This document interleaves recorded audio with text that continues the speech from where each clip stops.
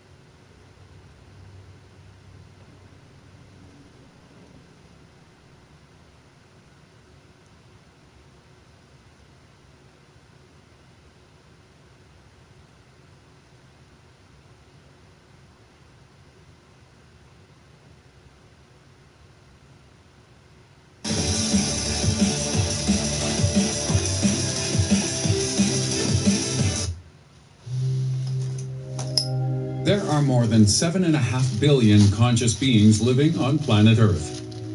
And if you include animals, the number of self-aware beings increases even more. Yet, for some reason, we seem hell-bent on creating artificial consciousness instead of interacting with the beings we already have. Oh well, I guess artificially intelligent robots are pretty cool. But is this even possible? Can a robot ever be self-aware? Can we create consciousness?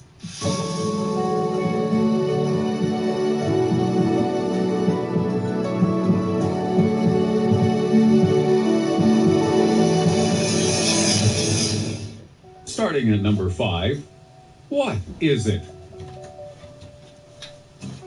Before you can create something, you must first figure out what it is. And with consciousness, this is no easy task. 3D printing an artificial leg bone is relatively simple, since all you need to do is recreate the physical structures of the item and make sure it functions in the same way. Creating an artificial organ, such as a liver or kidney, is a lot more complex, but still possible, since again, you're merely reconstructing physical matter. Consciousness, now that's something else entirely. We think it's a function of the human brain, but one we cannot yet define. In medical terms, consciousness is simply a state of awareness and responsiveness. Philosophers would add to this the ability to know things, to commit intentional acts, to think about oneself, and to experience events. Neuroscientists have attempted to quantify these elements and locate the physical parts of the brain responsible for creating them. And in doing so, they've come up with competing theories for what they believe consciousness is.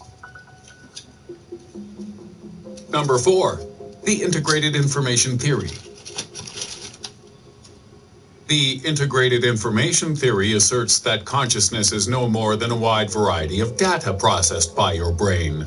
It is your understanding of the color purple. It is the feeling of chapped thighs.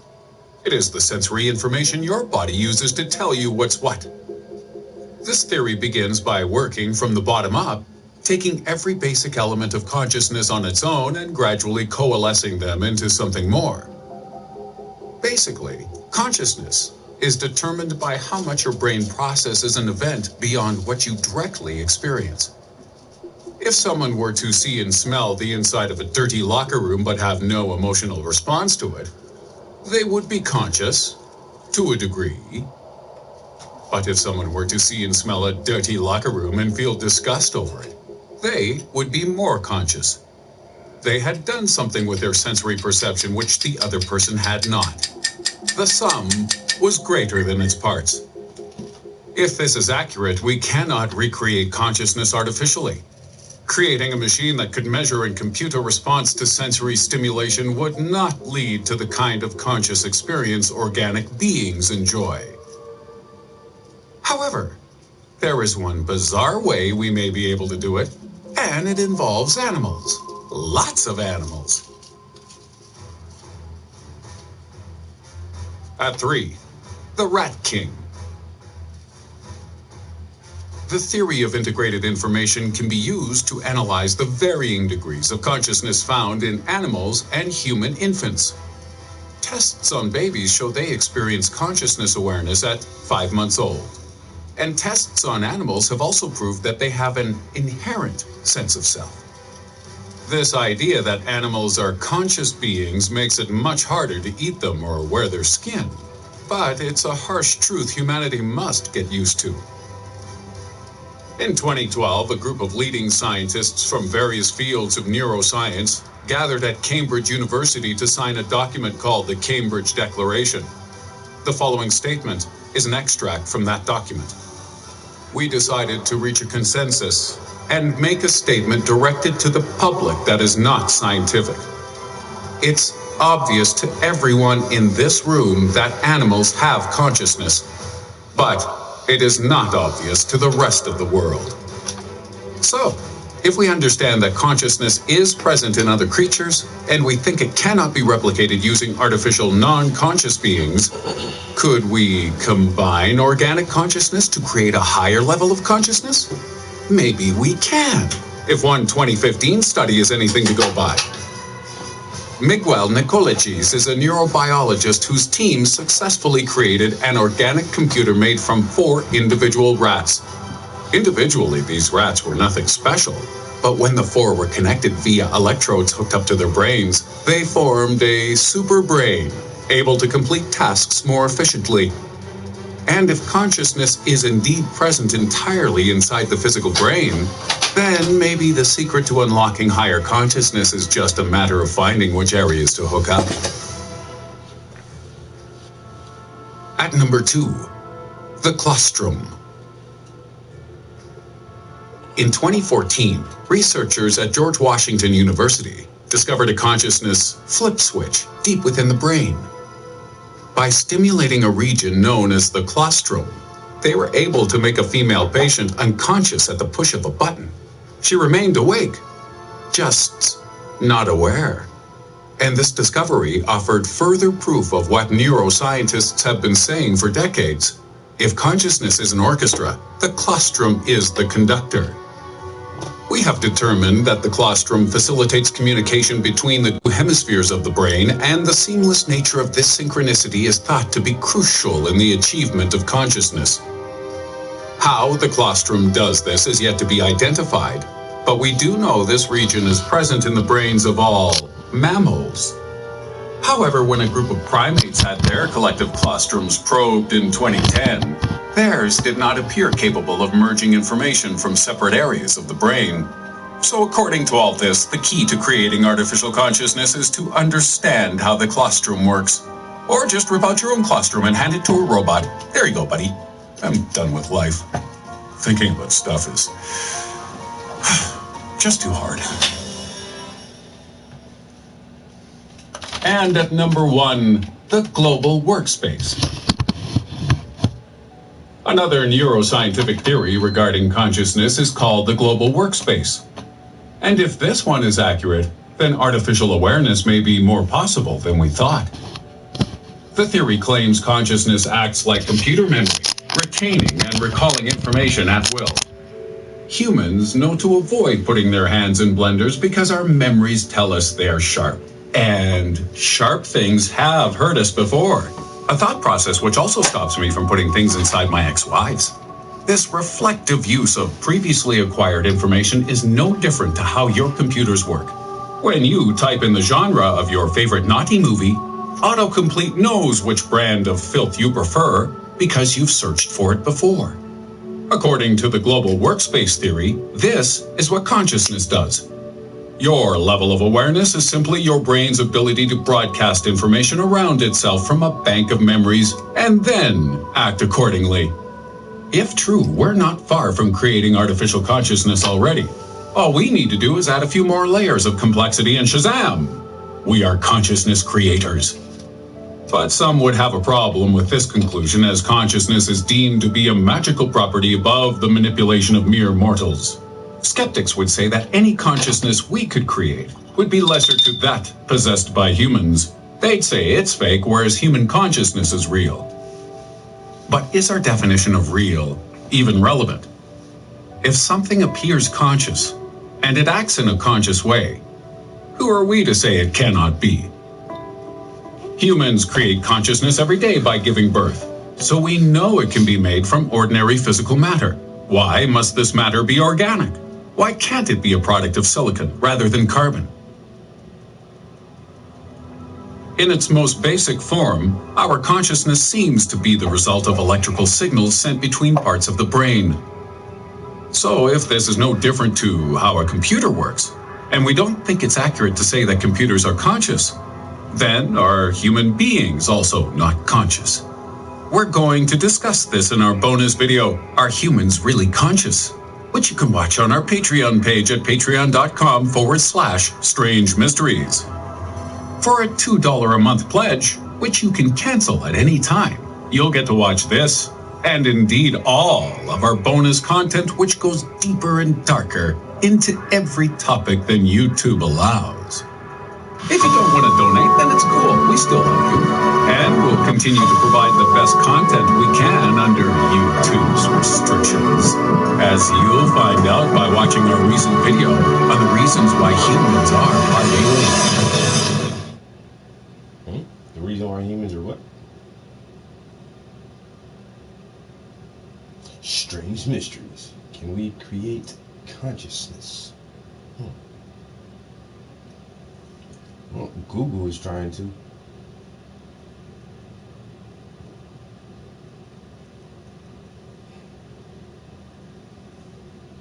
Isn't that right, Google? Aren't you trying to create a consciousness?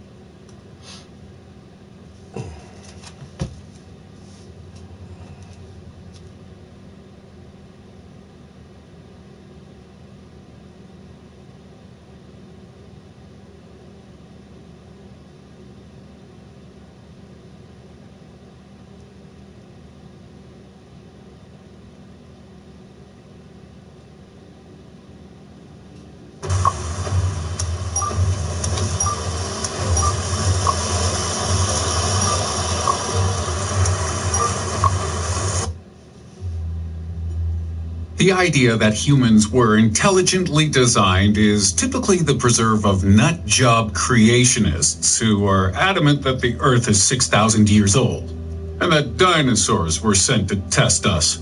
But it also includes the theory that nature or an advanced alien race is our intelligent designer. So are these theories any more believable? Let's find out as we ask, why do humans seem intelligently designed?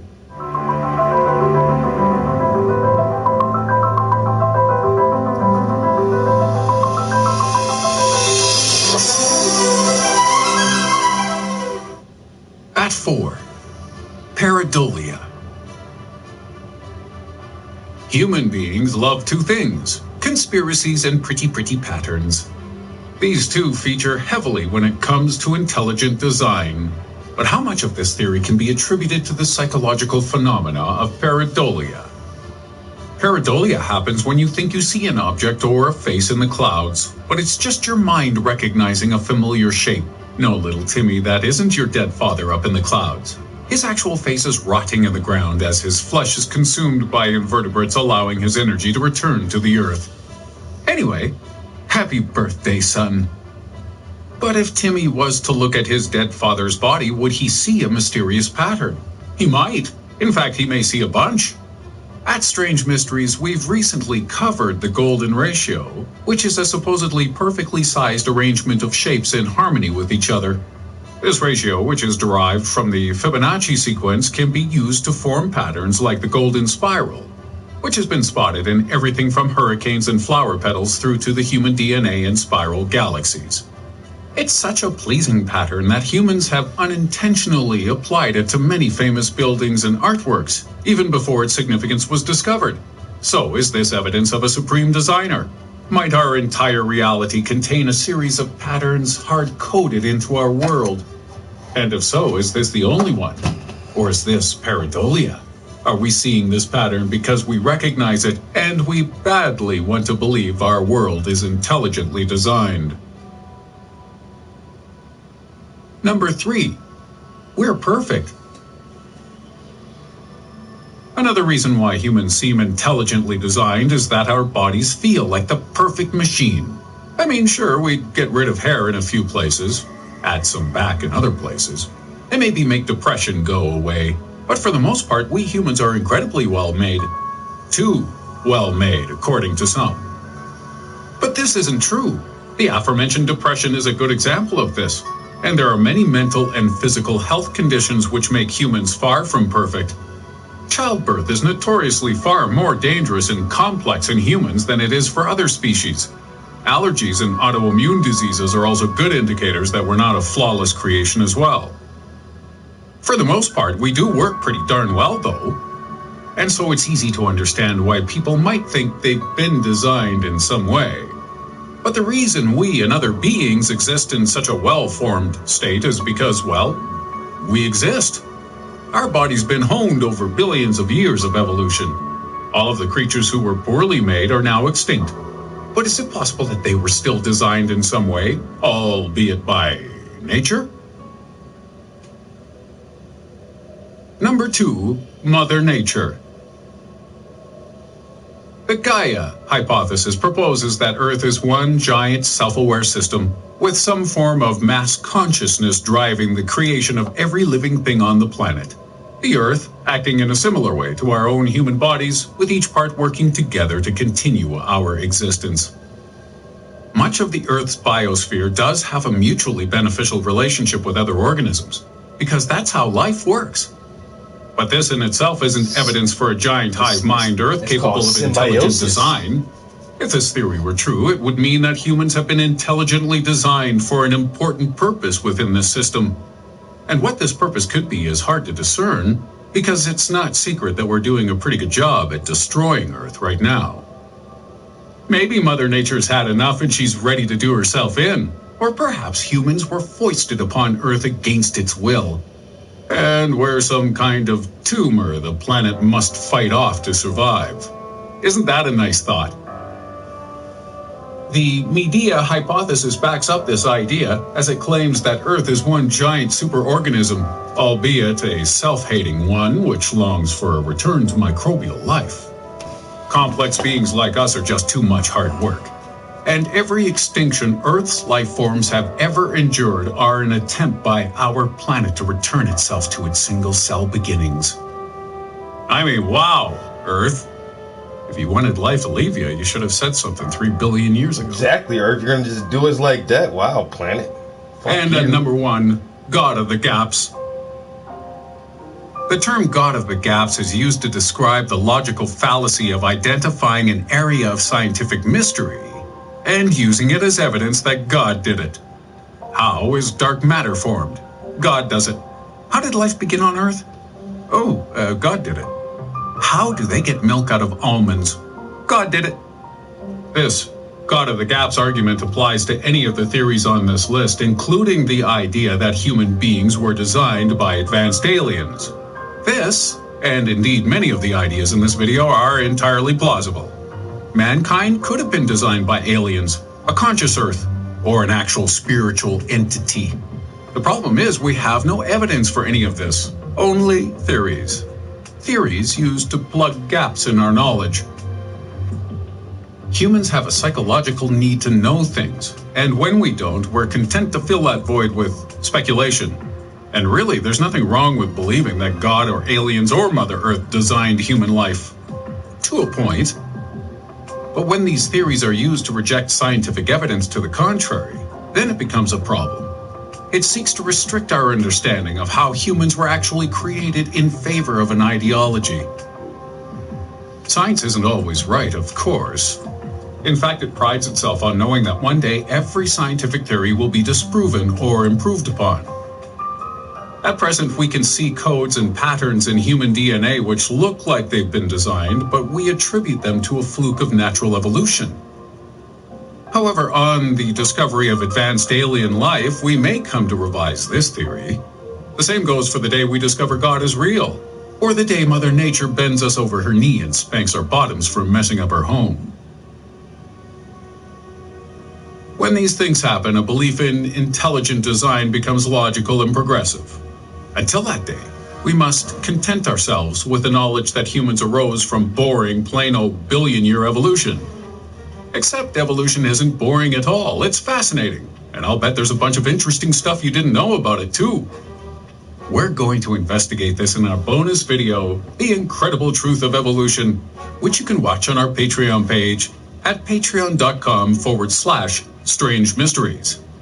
For a $2 a month pledge, which you can cancel at any time, you'll get to watch this, and indeed all of our bonus content, which goes deeper and darker into every topic than YouTube allows. If you don't want to donate, then it's cool. We still love you. And we'll continue to provide the best content we can under YouTube's restrictions, as you'll find out by watching our recent video, which asks how humans became intelligent. Ooh, the Stone Ape theory is how, well, no, that kind of describes how we first gained understanding of consciousness, not how we first became intelligent. Let's see.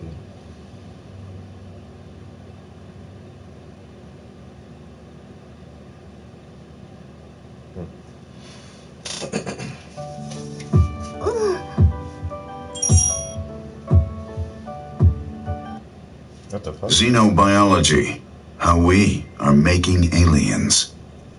Searching for extraterrestrial life in the universe is a pretty arduous task. First, you need to identify where life might have formed. Then you must scour this planet and add a bazillion more before you get lucky and stumble across something which looks like a microscopic organism. But what if this life form came with us on the ship? How do we know it got here organically? Where are the rest of the aliens? Nah, this sounds too much like hard work. Let's just make a bunch of aliens here on Earth instead, via the exciting new field of xenobiology.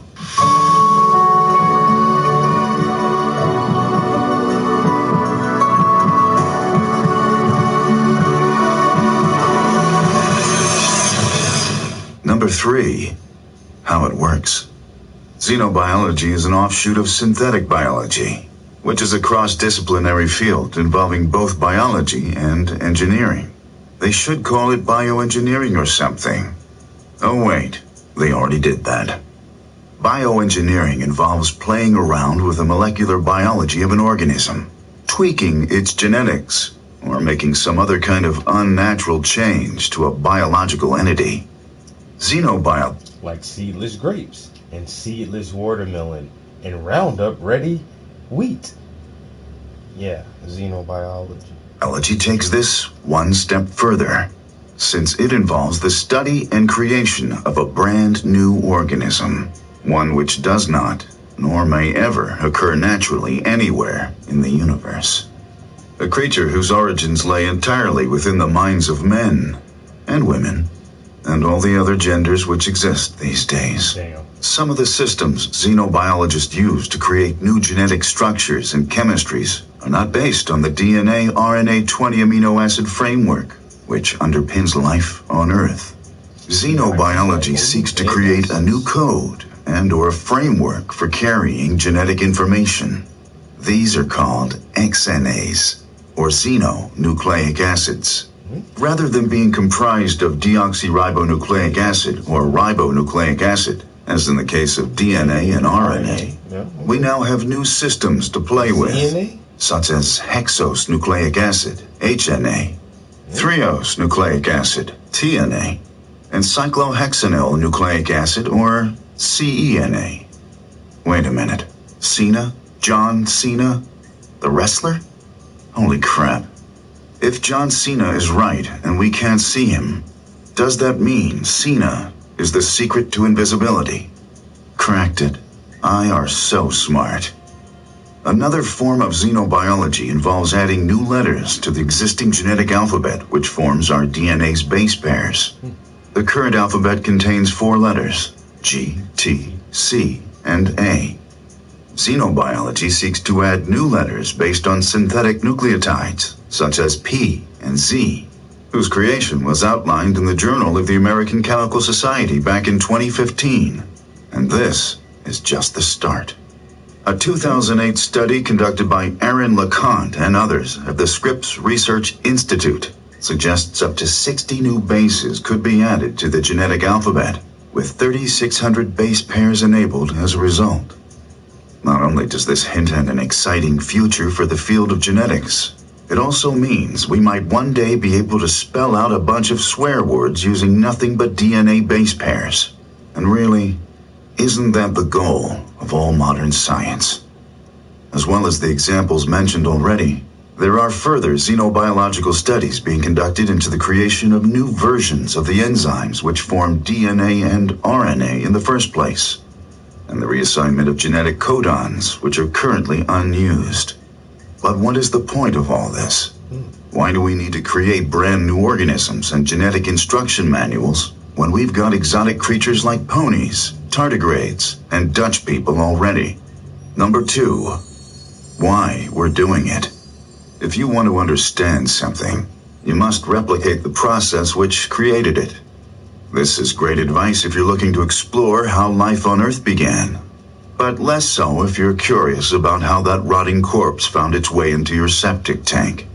By attempting to create life synthetically using xenobiology, mankind could potentially unlock the secrets to the origin of life, not just here on Earth, but all life throughout the universe. Another amazing possibility is that xenobiology could help us to work out what kind of life might exist elsewhere in the cosmos, without us having to actually go there, scoop up some of them, and bring them home to study. For example, there may be complex life forms present within the lakes and streams of hydrocarbon chemicals on Titan, the largest moon of Saturn. These life forms would differ from anything on Earth, since their genetic makeup would be tailored to fit Titan's specific environment. The old school way of analyzing this life involves a multi-billion-dollar space submarine or a 3 billion kilometer round trip with no guarantee of success. But through the use of xenobiology, we can replicate these potential life forms on Earth by making an educated guess as to the conditions needed for life to arise on Titan. Bullshit. Xenobiology could also lead to genetic modification and biotechnology becoming safer and more widely accepted by... That's what it is, genetic modification. These motherfuckers are fucking around. Oh, we can hypothesize about how life may arise in other systems by adding more genetic material to material they already have. Nah, bitch. Y'all trying to create some motherfucking superhumans. That shit sound crazy.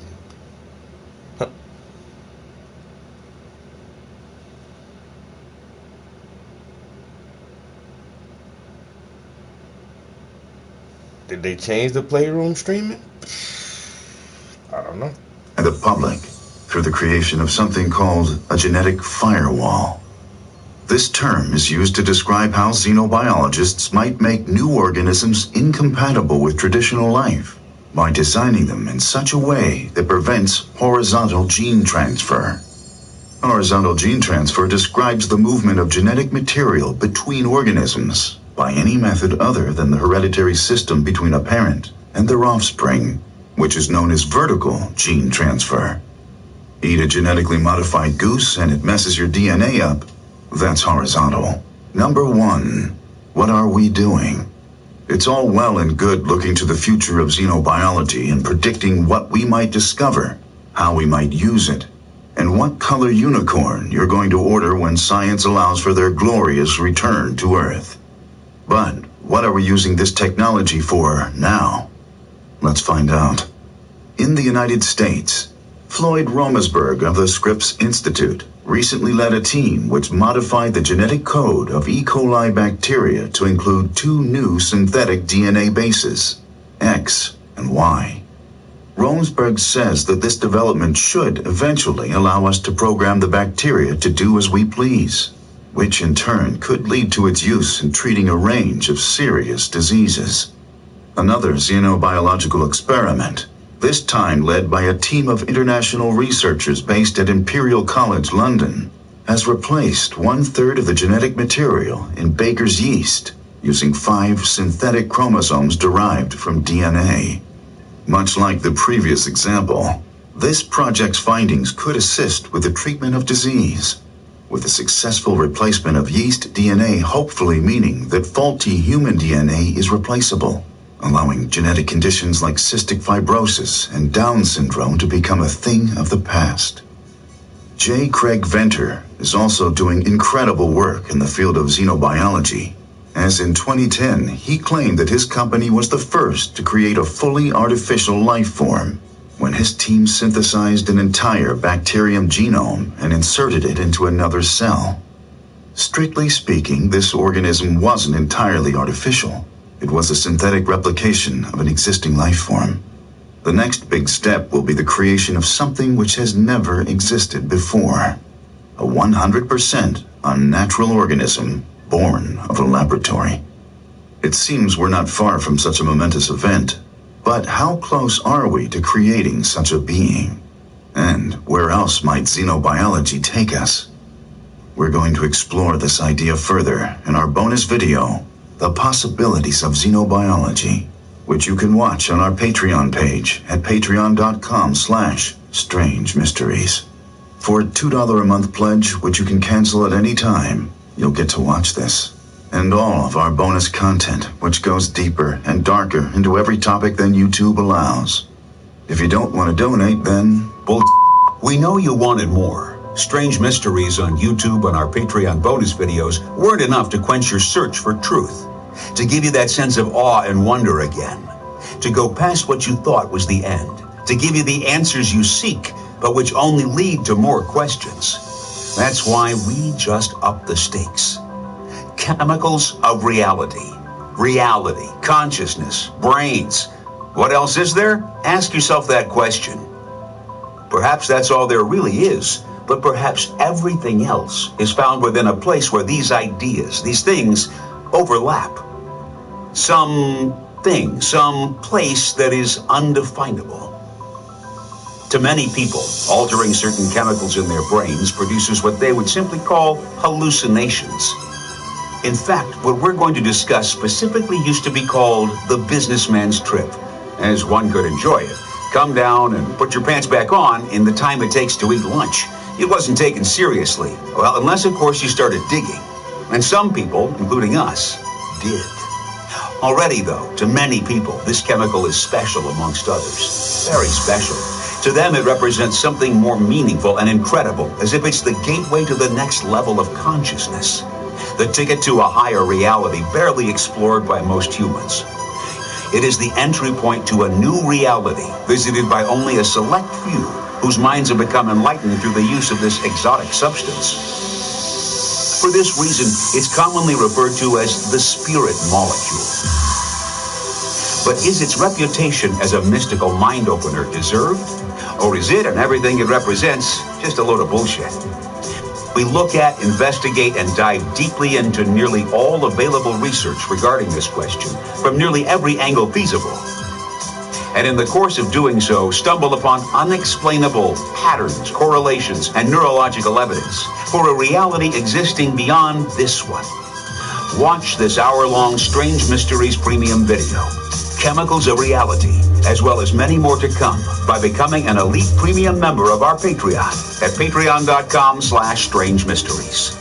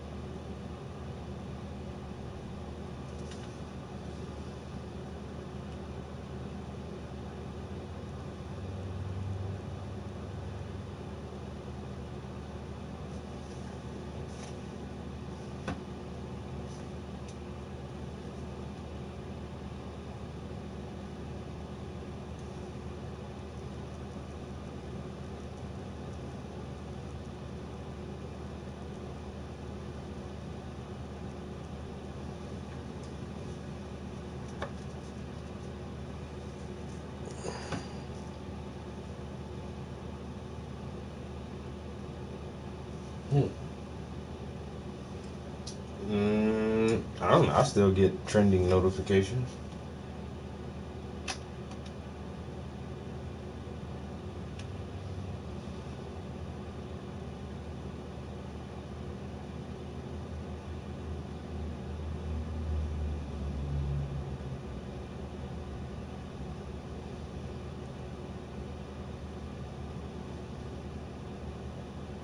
Many people have a hard time understanding why people become addicted to drugs and alcohol. But addiction is a serious disease.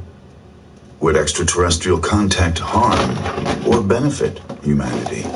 Human beings have been attempting to contact aliens for the past 150 years. In the 19th century, our efforts consisted of amusing inventions like the sky telegraph, which stood no chance of reaching someone in the next field, let alone the next galaxy. But in the modern age, we have tools like the 1,000-foot Arecibo Observatory reflector dish at our disposal. We have sent a message to the cosmos that we are here, and we want to play. But should we be doing this? What if we get an answer? Would extraterrestrial contact harm or benefit humanity?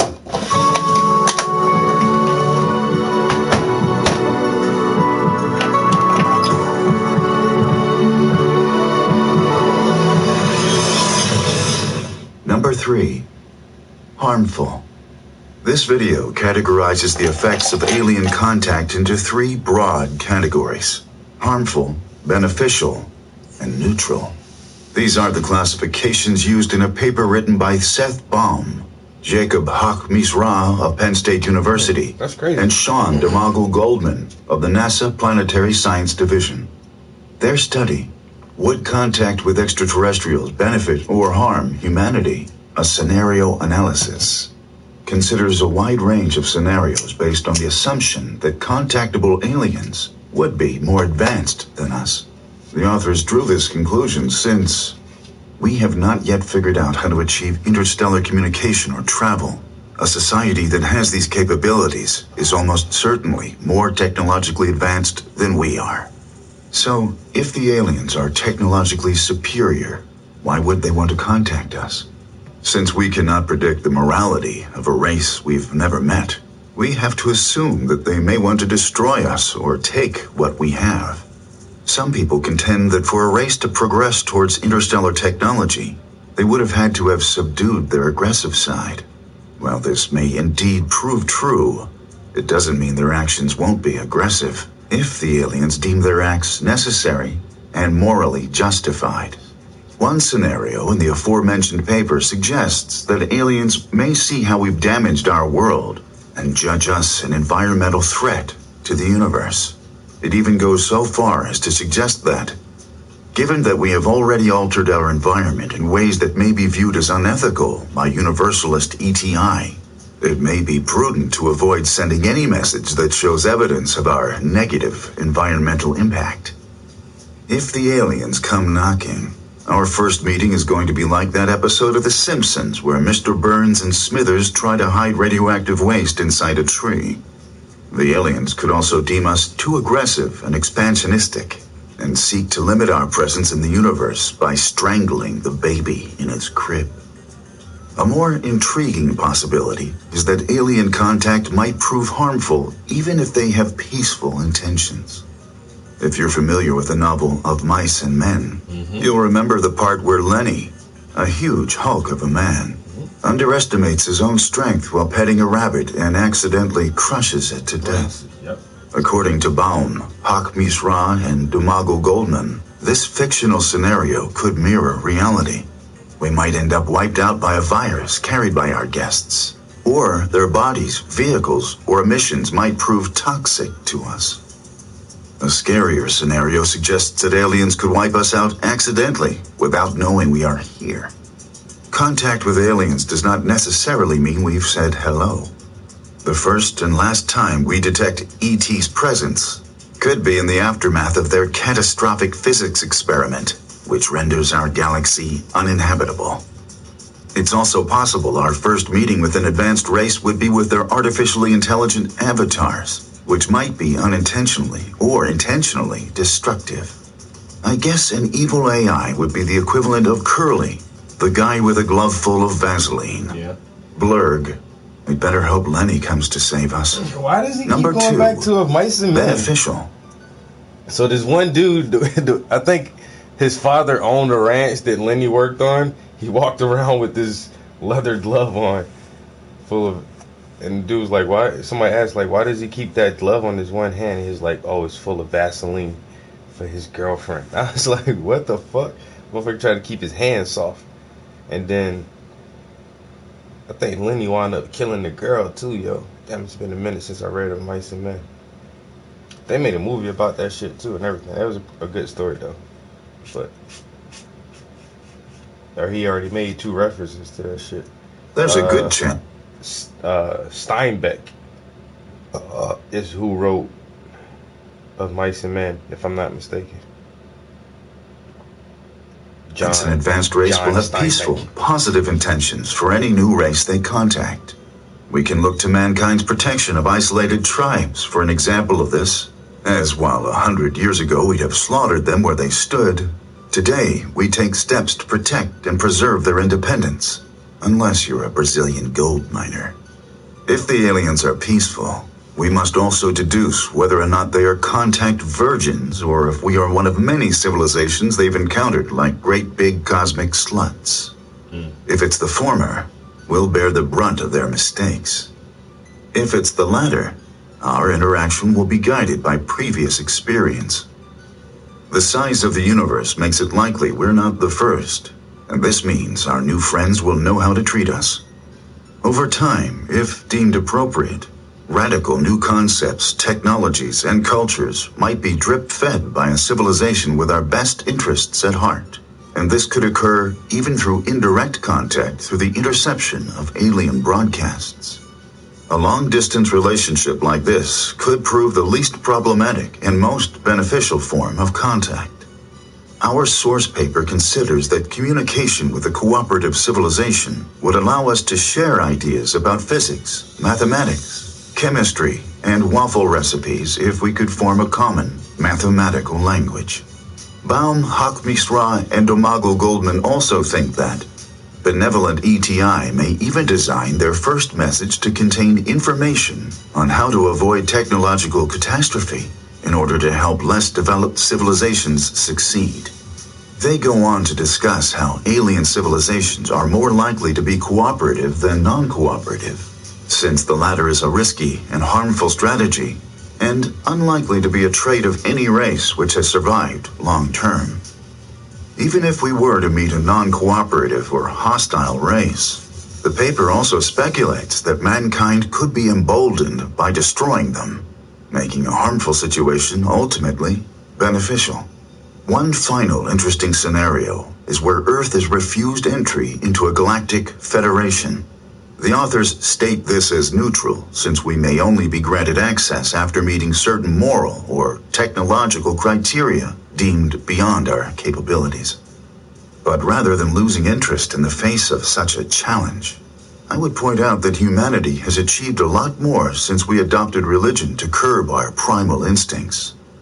We may rag on faith quite a lot on this channel for the purposes of lulz, and it may be obvious that we consider spiritual beliefs in need of progression if they are to remain relevant.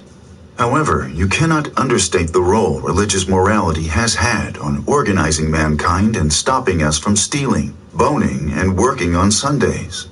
A mass drive towards meeting the criteria of a galactic federation could inspire humanity to new heights. Therefore, we consider this a beneficial scenario. Number 1, neutral. One possibility most people don't consider when evaluating the potential impact of aliens on humanity is that, after the initial excitement wears off, we might not care that much. If, for example, alien contact is as boring and drawn out as it was in the movie Arrival, and we find our cosmic pals too difficult to understand, humanity might simply give up. There's also a chance that an alien race just isn't that interesting. Sure, it'll be fun finding out where their buttholes are and what kind of food they eat. But if the aliens are virtually identical to us in their technological level and biological structure, we'll lose interest as soon as we've boned them. Perhaps the most depressing neutral scenarios involving alien contact are those where we are unaware of it having taken place. Due to their technological superiority, the aliens will have to make the first move in establishing contact, not because we're shy, but because we're too dumb to read the signals. Aliens might have their hands right up our shirt this very moment, whispering dirty words into our ear and heading straight for third base, but we're completely oblivious as to what's going on. It's also possible that extraterrestrials might be deliberately hiding from humanity, deeming us unprepared or unworthy of contact for the foreseeable future. Or that extraterrestrial intelligence may just be too different to us physically to allow our species to communicate. The comparison Baum, Hockmeister, and Domagoj Goldman make is that ETI that pass by Earth may draw as much attention from humans as a passing by scuba diver would alert a sea anemone by taking a photograph. That's a pretty mind-blowing possibility. Is there any way we can possibly know what form an alien race would take? And if there are any out there which we can observe and make contact with, what would they be like? We're going to explore this idea and how it may have happened a little further in our bonus video, Likely Traits of an Alien Race, which you can watch on our Patreon page at patreon.com/strangemysteries. For a $2 a month pledge, which you can cancel at any time, you'll get to watch this and all of our bonus content, which goes deeper and darker into every topic than YouTube allows. If you don't want to donate, then bullshit. We know you wanted more. Strange Mysteries on YouTube and our Patreon bonus videos weren't enough to quench your search for truth, to give you that sense of awe and wonder again, to go past what you thought was the end, to give you the answers you seek, but which only lead to more questions. That's why we just upped the stakes. Chemicals of reality. Reality, consciousness, brains. What else is there? Ask yourself that question. Perhaps that's all there really is, but perhaps everything else is found within a place where these ideas, these things, overlap. some thing, some place that is undefinable. To many people, altering certain chemicals in their brains produces what they would simply call hallucinations. In fact, what we're going to discuss specifically used to be called the businessman's trip, as one could enjoy it. Come down and put your pants back on in the time it takes to eat lunch. It wasn't taken seriously, well, unless of course you started digging. And some people, including us, did. Already though, to many people, this chemical is special amongst others. Very special. To them it represents something more meaningful and incredible, as if it's the gateway to the next level of consciousness. The ticket to a higher reality barely explored by most humans. It is the entry point to a new reality, visited by only a select few, whose minds have become enlightened through the use of this exotic substance. For this reason, it's commonly referred to as the spirit molecule. But is its reputation as a mystical mind opener deserved? Or is it, and everything it represents, just a load of bullshit? We look at, investigate, and dive deeply into nearly all available research regarding this question, from nearly every angle feasible. And in the course of doing so, stumble upon unexplainable patterns, correlations, and neurological evidence for a reality existing beyond this one. Watch this hour-long Strange Mysteries premium video, Chemicals of Reality, as well as many more to come, by becoming an elite premium member of our Patreon at patreon.com/strange. Yo, Shawty, I really got two different sets of prices for my art. What I charge for my own pieces are dramatically more expensive than what I charge for commissions. So if you want me to do a painting specifically for you, I can do that shit for cheap. If you want to buy one of my paintings, that shit gonna cost some bread, you know what I'm saying? And I say that because if you want me to paint a picture of you, I don't have to work or do anything for that shit, you know what I'm saying? I don't have to, it's already there. All you gotta do is just send me the picture and I can start painting that shit. I don't have to think about anything. I don't have to be creative. I don't have to imagine. I don't have to actually do a photo shoot and all that good shit, you know what I'm saying? So anybody, if you can just send me a picture, you know what I'm saying, I can do that shit for cheap. If you want my own ideas, my own concepts, my own imagination, a little piece of myself that I came up with myself, I gotta charge way more for that shit. But my commissions start at $400, and my standard size canvas is the 18 by 24 inch canvas.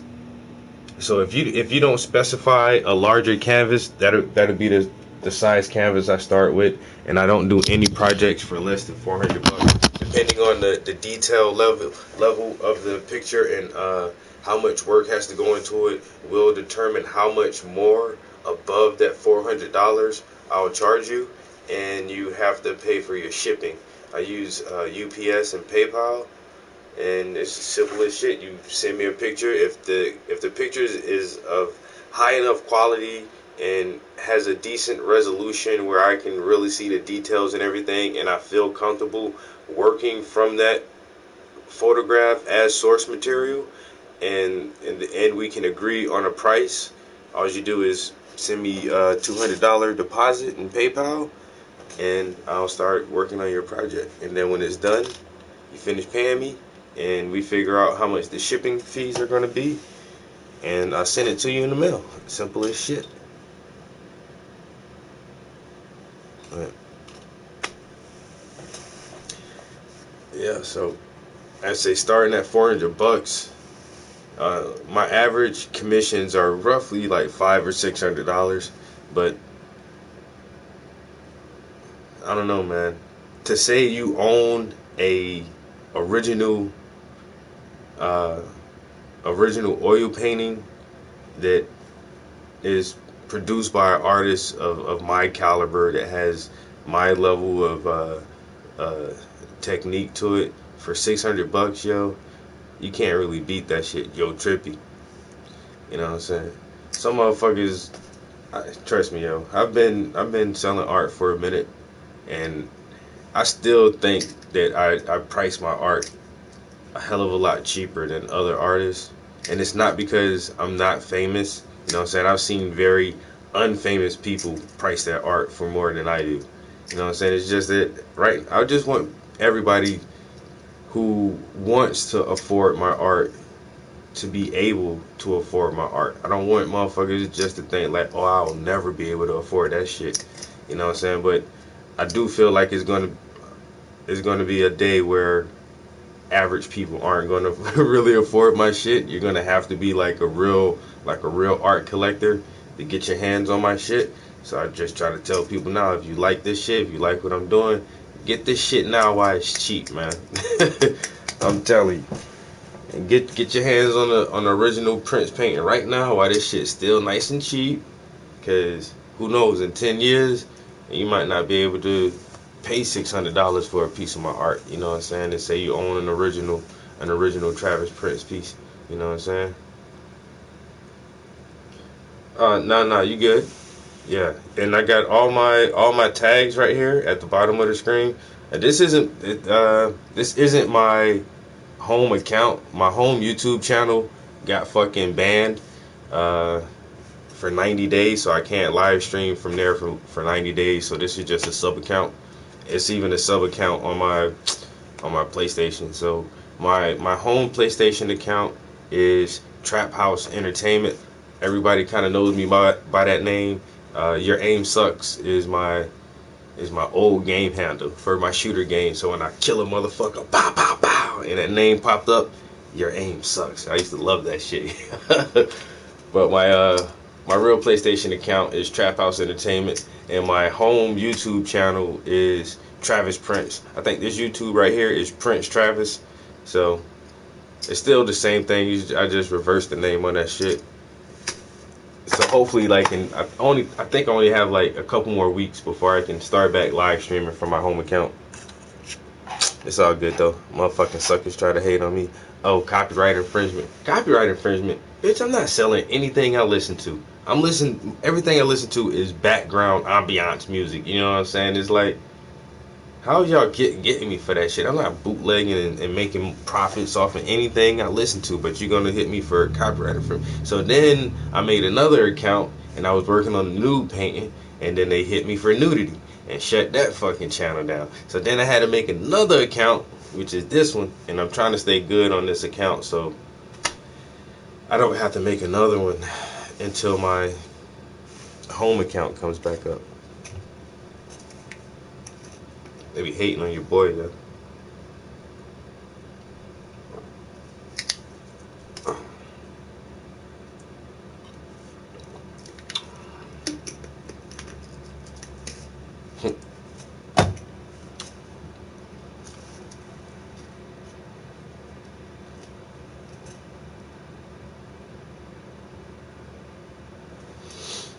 Alright. Mysteries.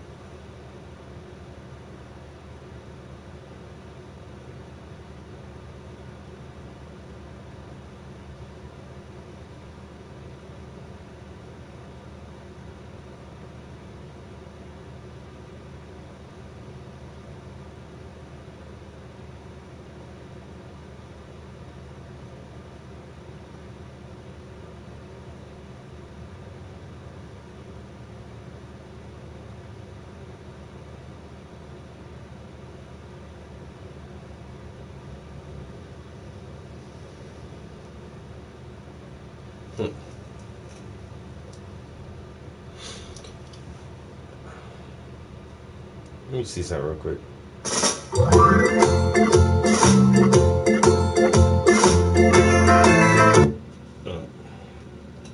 Let me take a bathroom break.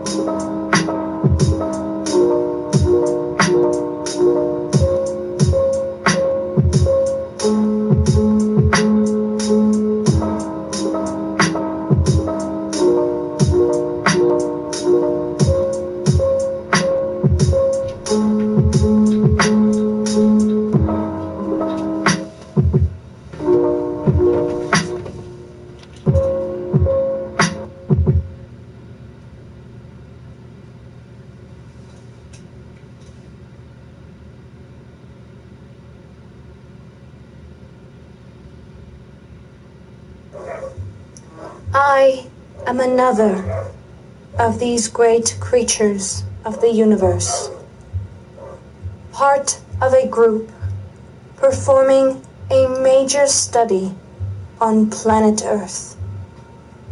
The study that will determine its fate. My name is Creedlin. I Duncan Dougal. As it so happened, it worked out.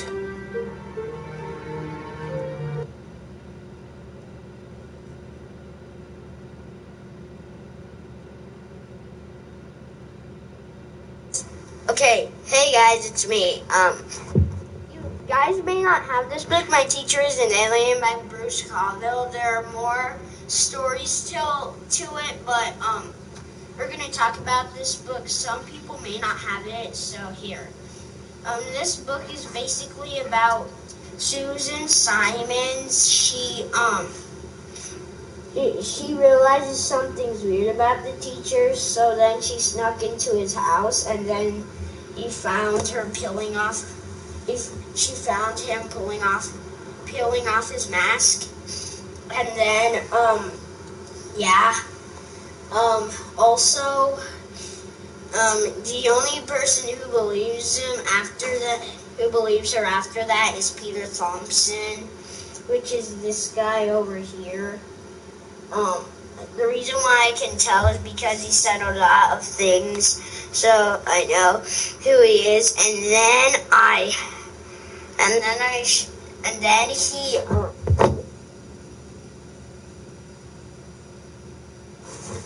I am subscribed to so many channels, so you guys are absolutely lucky that I'm doing this video, because to find this channel is a bit of a challenge for me. Hello everybody, this is the one and only Hulan fan, or gosh, I haven't had that name in years. The one and only Zim, Hulan fan, and Stitch, and yes, hopefully my name...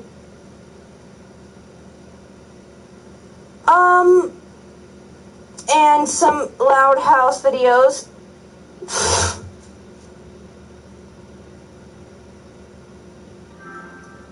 I'll admit that I'm an idiot, and I probably should have done this character discussion first, but I'm doing it now because, well, just because. So, the reason I guess I did the first one first is because I really love... I am him! Sorry about that, I'm kind of in a situation with my best friend, and she's gonna be sending me text messages probably, so... I don't know. I wish I could find like some adults actually doing a review on this book. It is a kid's book, and I understand that's why there's only kids talking about this book. My Teacher is an Alien by Bruce Colville. So just now on Strange Mysteries, we listened to if contact with extraterrestrial intelligence would be beneficial, detrimental, or neutral to human civilization on Earth. And one of the theories was, maybe aliens are out there, but, they won't contact us because they still view us as primitive.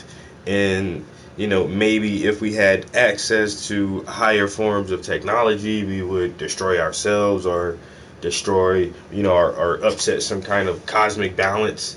And like I said, I've been reading forever, yo. I've just always been a big reader. And this is a kid's book, but this is one of the books I read when I was in like 5th grade, maybe. It's the My Teacher is an Alien series. So I can't remember the third book, but one of them is My Teacher Fried My Brains, My Teacher's a Space Alien, and My Teacher is something else. But this was the first book that I ever read as a little kid, yo, that came with that concept of, there's this galactic organization, this galactic council of, different planets, and I can't really remember the full details. That's why I was trying to see if I could find the audio for this shit. I might read this book again if I can get my hands on it. But it kind of described like a galactic council, and Earth was left out. And that is the reason why, because we're primitive, we're always at war, but they were always trying to send goddamn ambassadors or missionaries down to, like, just observe the Earthlings and see what's going on. And it's the story about this one alien who's undercover as a teacher, and studying the developmental cycle of humans. And one of the students figures out that his teacher's a fucking alien, or her teacher's an alien, and that's the whole point of the book. Is like he explains that to this kid. Is like, man, we want to let y'all in, but y'all like babies, man. Y'all ain't ready for this shit yet, yo. And he takes this student on this spacecraft, and it's like all this amazing type of technology, and meeting different races. And I mean, it was a really, really interesting story. And one of the few stories that has stuck with me damn near my entire life, yo. Like I said, I read this shit in 5th grade maybe, and I never forgot about that story. And it's fucking cool as shit that that the author actually tried to put that concept into a children's book, yo.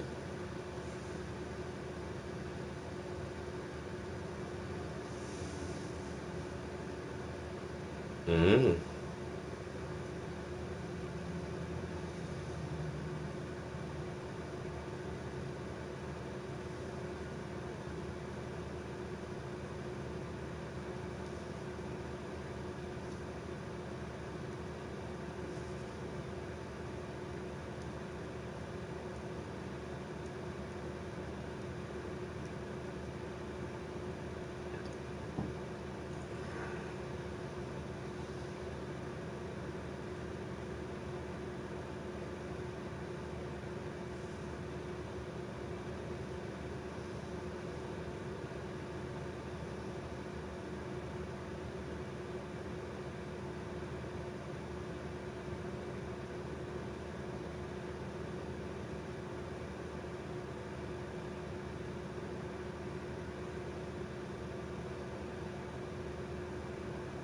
Is that the other one? My Teacher Glows in the Dark?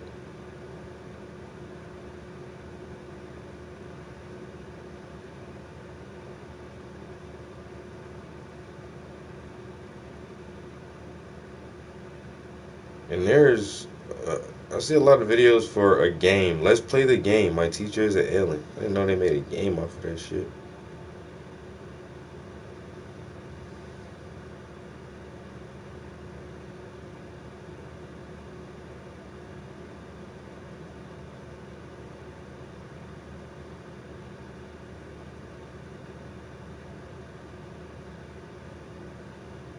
Am I gonna have to make an audiobook for this shit? I see all these other audiobooks, but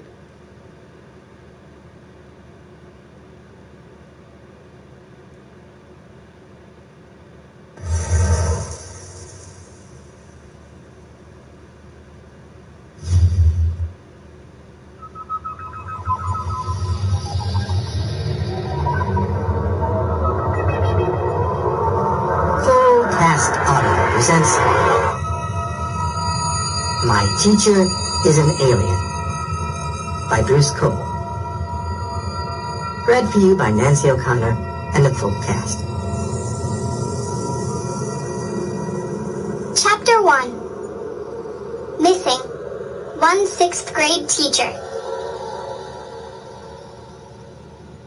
Hey, Geekoid! Yelled Duncan Dougal as he snatched Peter Thompson's book out of his hand.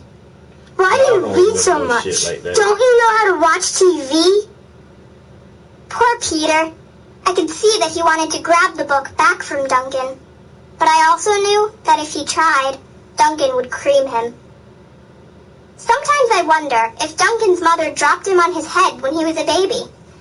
I mean, something must have made him decide to spend his life making other people miserable.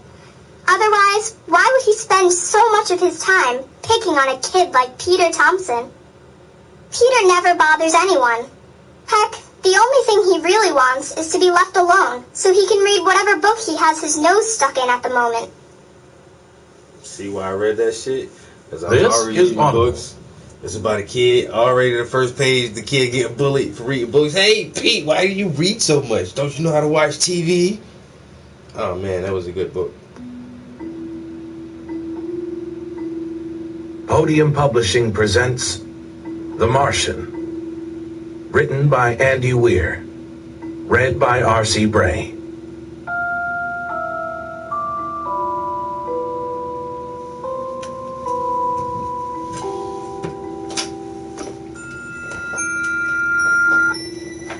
Chapter 1. Log entry. Sol 6. I'm pretty much fucked. That's my considered opinion. Fucked.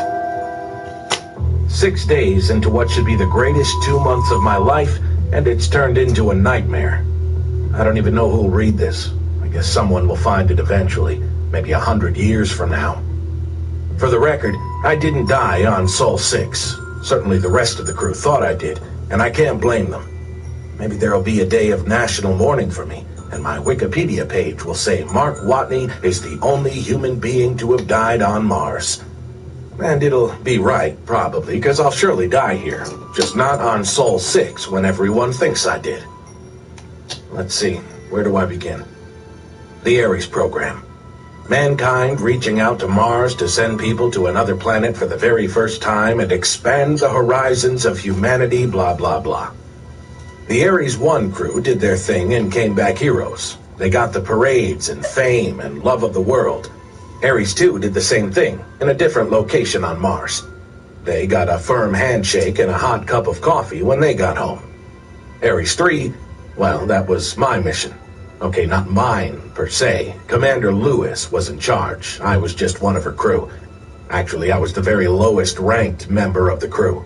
I would only be in command of the mission if I were the only remaining person. What do you know? I'm in command. I wonder if this log will be recovered before the rest of the crew die of old age. I presume they got back to Earth all right. Guys, if you're reading this, it wasn't your fault. You did what you had to do. In your position, I would have done the same thing. I don't blame you, and I'm glad you survived. I guess I should explain how Mars missions work for any layman who may be reading this. We got to Earth orbit the normal way, through an ordinary ship to Hermes. All the Ares missions use Hermes to get to and from Mars. It's really big and cost a lot, so NASA built only one. Once we got to Hermes, 4 additional unmanned missions brought us fuel and supplies while we prepared for our trip. Once everything was a go, we set out for Mars. But not very fast. Gone are the days of heavy chemical fuel burns and trans-Mars injection orbits. Hermes is powered by ion engines. They throw argon out the back of the ship really fast to get a tiny amount of acceleration. The thing is, it doesn't take much reactant mass, so a little argon and a nuclear reactor to power things let us accelerate constantly the whole way there. You'd be amazed at how fast you can get going with a tiny acceleration over a long time. I could regale you with tales of how we had great fun on the trip, but I won't. I don't feel like reliving it right now. Suffice it to say, we got to Mars 124 days later without strangling each other. Now, Matt Damon played this character, the Martian. I never saw that movie. Anybody saw that shit? Is it actually worth? Is it worth watching? From there, we took the MDV, Mars Descent Vehicle, to the surface. The MDV is basically a big can with some light thrusters and parachutes attached. Its sole purpose is to get 6 humans from Mars orbit to the surface without killing any of them. And now we come to the real trick of Mars exploration, having all of our shit there in advance. A total of 14 unmanned missions deposited everything we would need for surface operations. They tried their best to land all the supply vessels in the same general area, and did a reasonably good job. Supplies aren't nearly so fragile as humans and can hit the ground really hard, but they tend to bounce around a lot. Naturally, they didn't send us to Mars until they'd confirmed that all the supplies had made it to the surface and their containers weren't breached. Start to finish, including supply missions, a Mars mission takes about 3 years. In fact, there were Ares 3 supplies en route to Mars while the Ares 2 crew were on their way home. The most important piece of the advanced supplies, of course, was the MAV, the Mars Ascent Vehicle. That was how we would get back to Hermes after surface operations were complete. The MAV was soft-landed, as opposed to the balloon bounce fest the other supplies had. Of course, it was in constant communication with Houston, and if there had been any problems with it, we would have passed by Mars and gone home without ever landing. The MAV is pretty cool. Turns out, through a neat set of chemical reactions with the Martian atmosphere, for every kilogram of hydrogen you bring to Mars, you can make 13 kilograms of fuel. It's a slow process, though. It takes 24 months to fill the tank. That's why they sent it long before we got here. You can imagine how disappointed I was when I discovered the MAV was gone. It was a ridiculous sequence of events that led me to almost dying, and an even more ridiculous sequence that led me to surviving. The mission is designed to handle sandstorm gusts up to 150 kilometers per hour, so Houston got understandably nervous when we got whacked with 175 kilometers per hour winds. We all got in our flight spacesuits and huddled in the middle of the HAB, just in case it lost pressure. But the HAB wasn't the problem. The MAV is a spaceship. It has a lot of delicate parts. It can put up with storms to a certain extent, but it can't just get sandblasted forever. After an hour and a half of sustained wind, NASA gave the order to abort. Nobody wanted to stop a month-long mission after only 6 days, but if the MAV took any more punishment, we'd all have gotten stranded down there. We had to go out in the storm to get from the HAB to the MAV. That was going to be risky, but what choice did we have?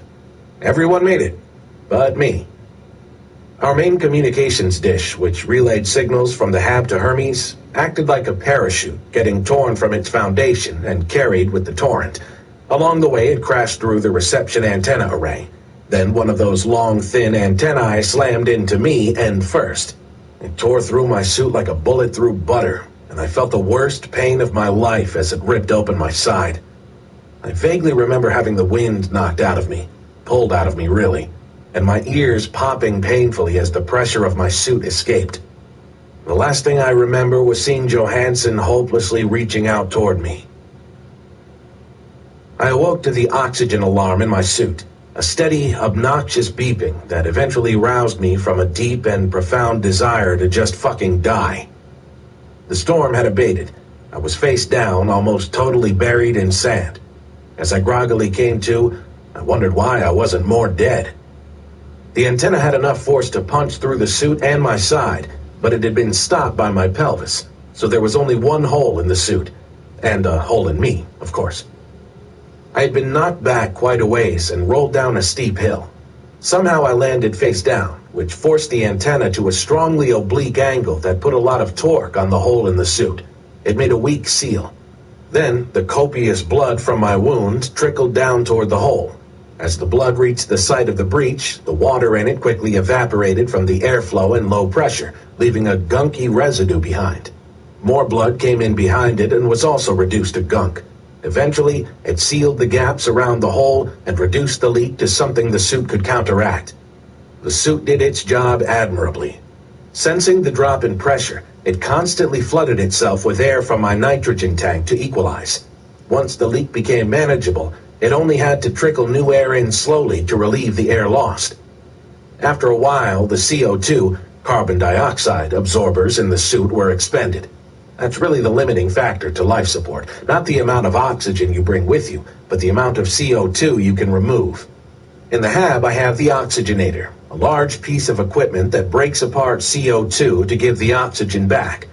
But the spacesuits have to be portable, so they use a simple chemical absorption process with expendable filters. I'd been asleep long enough that my filters were useless. The suit saw this problem and moved into an emergency mode the engineers call bloodletting. Having no way to separate out the CO2, the suit deliberately vented air to the Martian atmosphere, then backfilled with nitrogen. Between the breach and the bloodletting, it quickly ran out of nitrogen. All it had left was my oxygen tank. So, it did the only thing it could to keep me alive. It started backfilling with pure oxygen. I now risked dying from oxygen toxicity, as the excessively high amount of oxygen threatened to burn up my nervous system, lungs, and eyes. An ironic death for someone with a leaky spacesuit. Too much oxygen. Every step of the way would have had beeping alarms, alerts, and warnings, but it was the high oxygen warning that woke me. The sheer volume of training for a space mission is astounding. I'd spent a week back on Earth practicing emergency spacesuit drills. I knew what to do. Carefully reaching to the side of my helmet, I got the breach kit. It's nothing more than a funnel with a valve at the small end and an unbelievably sticky resin on the wide end. The idea is you have the valve open and stick the wide end over a hole. The air can escape through the valve, so it doesn't interfere with the resin making a good seal. Then you close the valve, and you've sealed the breach. The tricky part was getting the antenna out of the way. I pulled it out as fast as I could, wincing as the sudden pressure drop dizzied me and made the wound in my side scream in agony. I got the breach kit over the hole and sealed it. It held. The suit backfilled the missing air with yet more oxygen. Checking my arm readouts, I saw the suit was now at 85% oxygen. For reference, Earth's atmosphere is about 21%. I'd be okay, so long as I didn't spend too much time like that. I stumbled up the hill back toward the hab. As I crested the rise, I saw something that made me very happy and something that made me very sad. The hab was intact. Yay! And the MAV was gone. Boo! Right that moment I knew I was screwed. But I didn't want to just die out on the surface. I limped back to the hab and fumbled my way into an airlock. As soon as it equalized, I threw off my helmet. Once inside the hab, I doffed the suit and got my first good look at the injury. It would need stitches. Fortunately, all of us had been trained in basic medical procedures, and the hab had excellent medical supplies. A quick shot of local anesthetic, irrigate the wound, 9 stitches, and I was done. I'd be taking antibiotics for a couple of weeks, but other than that, I'd be fine. I knew it was hopeless, but I tried firing up the communications array. No signal, of course. The primary satellite dish had broken off, remember? And it took the reception antennae with it. The hab had secondary and tertiary communications systems, but they were both just for talking to the MAV, which would use its much more powerful systems to relay to Hermes. Thing is, that only works if the MAV is still around. I had no way to talk to Hermes. In time, I could locate the dish out on the surface, but it would take weeks for me to rig up any repairs, and that would be too late. In an abort, Hermes would leave orbit within 24 hours.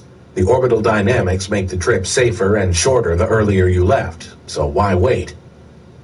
Checking out my suit, I saw the antenna had plowed through my biomonitor computer. When on an EVA, all the crew's suits are networked so we can see each other's status. The rest of the crew would have seen the pressure in my suit drop to nearly 0, followed immediately by my biosigns going flat. Add to that, watching me tumble down a hill with a spear through me in the middle of a sandstorm. Yeah, they thought I was dead. How could they not? They may have even had a brief discussion about recovering my body, but regulations are clear. In the event a crewman dies on Mars, he stays on Mars. Leaving his body behind reduces weight for the MAV on the trip back. That means more disposable fuel and a larger margin of error for the return thrust. No point in giving that up for sentimentality. So, that's the situation. I'm stranded on Mars. I have no way to communicate with Hermes or Earth, Everyone thinks I'm dead. I'm in a hab designed to last 31 days. If the oxygenator breaks down, I'll suffocate. If the water reclaimer breaks down, I'll die of thirst. If the hab breaches, I'll just kind of explode. If none of those things happen, I'll eventually run out of food and starve to death. So yeah, I'm fucked. Chapter 2. Log entry. Sol 7. Okay, I've had a good night's sleep, and things don't seem as hopeless as they did yesterday. Today I took stock of supplies and did a quick EVA to check up on the external equipment. Here's my situation. The surface mission was supposed to be 31 days. For redundancy, the supply probes had enough food to last the whole crew 56 days. That way, if 1 or 2 probes had problems, we'd still have enough food to complete the mission. We were 6 days in when all hell broke loose, so that leaves enough food to feed 6 people for 50 days. I'm just one guy, so it'll last me 300 days, and that's if I don't ration it. So I've got a fair bit of time. I'm pretty flush on EVA suits, too. Each crew member had 2 spacesuits, a flight spacesuit to wear during descent and ascent, and the much bulkier and more robust EVA suit to wear when doing surface operations. My flight spacesuit has a hole in it, and of course the crew was wearing the other 5 when they returned to Hermes. But all 6 EVA suits are still here and in perfect condition. The hab stood up to the storm without any problems. Outside, things aren't so rosy. I can't find the satellite dish. It probably got blown kilometers away. The MAV is gone, of course. My crewmates took it up to Hermes, though the bottom half, the landing stage, is still here. No reason to take that back up when weight is the enemy. It includes the landing gear, the fuel plant, and anything else NASA figured it wouldn't need for the trip back up to orbit. The MDV is on its side, and there's a breach in the hull. Looks like the storm ripped the cowling off the reserve chute, which we didn't have to use on landing. Once the chute was exposed, it dragged the MDV all over the place, smashing it against every rock in the area. Not that the MDV would be much use to me. Its thrusters can't even lift its own weight, but it might have been valuable for parts. Might still be. Both rovers are half buried in sand, but they're in good shape otherwise. Their pressure seals are intact. Makes sense. Operating procedure when a storm hits is to stop motion and wait for the storm to pass. They're made to stand up to punishment. I'll be able to dig them out with a day or so of work. I've lost communication with the weather stations, placed a kilometer away from the hab in 4 directions. They might be in perfect working order for all I know. The hab's communications are so weak right now it probably can't even reach a kilometer. The solar cell array was covered in sand, rendering it useless. Hint, solar cells need sunlight to make electricity. But once I swept the cells off, they returned to full efficiency. Whatever I end up doing, I'll have plenty of power for it. 200 square meters of solar cells with hydrogen fuel cells to store plenty of reserve. All I need to do is sweep them off every few days. Things indoors are great, thanks to the hab's sturdy design. I ran a full diagnostic on the oxygenator, twice. It's perfect. If anything goes wrong with it, there's a short-term spare I can use, but it's solely for emergency use while repairing the main one. The spare doesn't actually pull CO2 apart and recapture the oxygen. It just absorbs the CO2 the same way the spacesuits do. It's intended to last 5 days before it saturates the filters, which means 30 days for me. Just 1 person breathing instead of 6. So there's some insurance there. The water reclaimer is working fine too. The bad news is there's no backup. If it stops working, I'll be drinking reserve water while I rig up a primitive distillery to boil piss. Also, I'll lose half a liter of water per day to breathing until the humidity in the hab reaches its maximum and water starts condensing on every surface. Then I'll be licking the walls. Yay! Anyway, for now, no problems with the water reclaimer. So, yeah, food, water, shelter, all taken care of. I'm going to start rationing food right now. Meals are pretty minimal already, but I think I can eat a 3/4 portion per meal and still be all right. That should turn my 300 days of food into 400. Foraging around the medical area, I found the main bottle of vitamins. There's enough multivitamins there to last years, so I won't have any nutritional problems, though I'll still starve to death when I'm out of food, no matter how many vitamins I take. The medical area has morphine for emergencies, and there's enough there for a lethal dose. I'm not going to slowly starve to death, I'll tell you that. If I get to that point, I'll take an easier way out. Everyone on the mission had two specialties. I'm a botanist and mechanical engineer. Basically, the mission's fix-it man who played with plants. The mechanical engineering might save my life if something breaks. I've been thinking about how to survive this. It's not completely hopeless. There will be humans back on Mars in about 4 years when Ares 4 arrives, assuming they didn't cancel the program in the wake of my death. Ares 4 will be landing at the Schiaparelli crater, which is about 3,200 kilometers away from my location here in Acidalia Planitia. No way for me to get there on my own, but if I could communicate, I might be able to get a rescue. Not sure how they'd manage that with the resources on hand, but NASA has a lot of smart people. So that's my mission now. Find a way to communicate with Earth. If I can't manage that, find a way to communicate with Hermes when it returns in 4 years with the Ares 4 crew. Of course, I don't have any plan for surviving 4 years on 1 year of food, but one thing at a time here. For now, I'm well fed and have a purpose. Fix the damn radio. Log entry. Sol 10. Well, I've done 3 EVAs and haven't found any hint of the communications dish. I dug out one of the rovers and had a good drive around, but after days of wandering, I think it's time to give up. The storm probably blew the dish far away and then erased any drag marks or scuffs that might have led to a trail. Probably buried it, too. I spent most of today out at what's left of the communications array. It's really a sorry sight. I may as well yell toward Earth for all the good that damn thing will do me. I could throw together a rudimentary dish out of metal I find around the base, but this isn't some walkie-talkie I'm working with here. Communicating from Mars to Earth is a pretty big deal and requires extremely specialized equipment. I won't be able to whip something up with tinfoil and gum. I need to ration my EVAs as well as food. The CO2 filters are not cleanable. Once they're saturated, they're done. The mission accounted for a 4-hour EVA per crew member per day. Fortunately, CO2 filters are light and small, so NASA had the luxury of sending more than we needed. All told, I have about 1,500 hours worth of CO2 filters. After that, any EVAs I do will have to be managed with bloodletting the air. 1,500 hours may sound like a lot, but I'm faced with spending at least 4 years here if I'm going to have any hope of rescue, with a minimum of several hours per week dedicated to sweeping off the solar array. Anyway, no needless EVAs. In other news, I'm starting to come up with an idea for food. My botany background may come in useful after all. Why bring a botanist to Mars? After all, it's famous for not having anything growing there. Well, the idea was to figure out how well things grow in Martian gravity and see what, if anything, we can do with Martian soil. The short answer is quite a lot. Almost.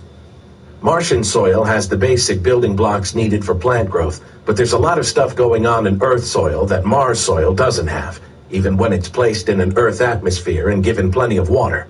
Bacterial activity, certain nutrients provided by animal life, etc. None of that is happening on Mars. One of my tasks for the mission was to see how plants grow here in various combinations of Earth and Mars soil and atmosphere. That's why I have a small amount of Earth soil and a bunch of plant seeds with me. I can't get too excited, however. It's about the amount of soil you'd put in a window box, and the only seeds I have are a few species of grass and ferns.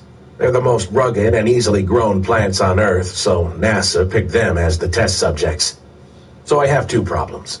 Not enough dirt, and nothing edible to plant in it. But I'm a botanist, damn it. I should be able to find a way to make this happen. If I don't, I'll be a really hungry botanist in about a year. Log entry. Sol 11. I wonder how the Cubs are doing. Log entry. Sol 14. I got my undergrad degree at the University of Chicago. Half the people who studied botany were hippies who thought they could return to some natural world system, somehow feeding 7 billion people through pure gathering. They spent most of their time working out better ways to grow pot. I didn't like them. I've always been in it for the science, not for any New World Order bullshit. When they made compost heaps and tried to conserve every little ounce of living matter, I laughed at them. Look at the silly hippies. Look at their pathetic attempts to simulate a complex global ecosystem in their backyard. Of course, now I'm doing exactly that. I'm saving every scrap of biomatter I can find. Every time I finish a meal, the leftovers go to the compost bucket. As for other biological material, the Hab has sophisticated toilets. Shit is usually vacuum dried, then accumulated in sealed bags to be discarded on the surface. Not anymore. In fact, I even did an EVA to recover the previous bags of shit from before the crew left. Being completely desiccated, this particular shit didn't have bacteria in it anymore, but it still had complex proteins and would serve as useful manure. Adding it to water and active bacteria would quickly get it inundated, replacing any population killed by the Toilet of Doom. I found a big container and put a bit of water in it, then added the dried shit. Since then, I've added my own shit to it as well. The worse it smells, the better things are going. That's the bacteria at work. Once I get some Martian soil in here, I can mix in the shit and spread it out. Then I can sprinkle the Earth soil on top. You might not think that would be an important step, but it is. There are dozens of species of bacteria living in Earth soil, and they're critical to plant growth. They'll spread out and breed like a bacterial infection. People have been using human waste as fertilizer for centuries. It's even got a pleasant name, night soil. Normally, it's not an ideal way to grow crops because it spreads disease. Human waste has pathogens in it that, you guessed it, infect humans. But it's not a problem for me. The only pathogens in this waste are the ones I already have. Within a week, the Martian soil will be ready for plants to germinate in, but I won't plant yet. I'll bring in more lifeless soil from outside and spread some of the live soil over it. It'll infect the new soil, and I'll have double what I started with. After another week, I'll double it again, and so on. Of course, all the while, I'll be adding all new manure to the effort. My asshole is doing as much to keep me alive as my brain. This isn't a new concept I just came up with. People have speculated on how to make crop soil out of Martian dirt for decades. I'll just be putting it to the test for the first time. I searched through the food supplies and found all sorts of things that I can plant. Peas, for instance. Plenty of beans, too. I also found several potatoes. If any of them can still germinate after their ordeal, that'll be great. With a nearly infinite supply of vitamins, all I need are calories of any kind to survive. The total floor space of the Hab is about 92 square meters. I plan to dedicate all of it to this endeavor. I don't mind walking on dirt. It'll be a lot of work, but I'm going to need to cover the entire floor to a depth of 10 centimeters. That means I'll have to transport 9.2 cubic meters of Martian soil into the Hab. I can get maybe 1/10 of a cubic meter in through the airlock at a time, and it'll be backbreaking work to collect it. But in the end, if everything goes to plan, I'll have 92 square meters of croppable soil. Hell yeah, I'm a botanist. Fear my botany powers. Log entry. This is Sol really 15. interesting to me. I'm enjoying this. This is back-breaking work. I spent 12 hours today on EVAs to bring dirt into the Hab. I only managed to cover a small corner of the base, maybe 5 square meters. At this rate, it'll take me weeks to get all the soil in. But hey, time is one thing I've got. The first few EVAs were pretty inefficient, me filling small containers and bringing them in through the airlock. Then I got wise and just put one big container in the airlock itself and filled that with small containers till it was full. That sped things up a lot, because the airlock takes about 10 minutes to get through. I ache all over, and the shovels I have are made for taking samples, not heavy digging. My back is killing me. I foraged in the medical supplies and found some Vicodin. I took it about 10 minutes ago. Should be kicking in soon. Anyway, it's nice to see progress. Time to start getting the bacteria to work on these minerals. After lunch. No 3/4 ration today. I've earned a full meal. Log entry. Sol 16. One complication I hadn't thought of. Water. Turns out being on the surface of Mars for a few million years eliminates all the water in the soil. My master's degree in botany makes me pretty sure plants need wet dirt to grow in. Not to mention the bacteria that has to live in the dirt first. Fortunately, I have water, but not as much as I want. To be viable, soil needs 40 liters of water per cubic meter. My overall plan calls for 9.2 cubic meters of soil, so I'll eventually need 368 liters of water to feed it. The HAB has an excellent water reclaimer, best technology available on Earth. So NASA figured, why send a lot of water up there? Just send enough for an emergency.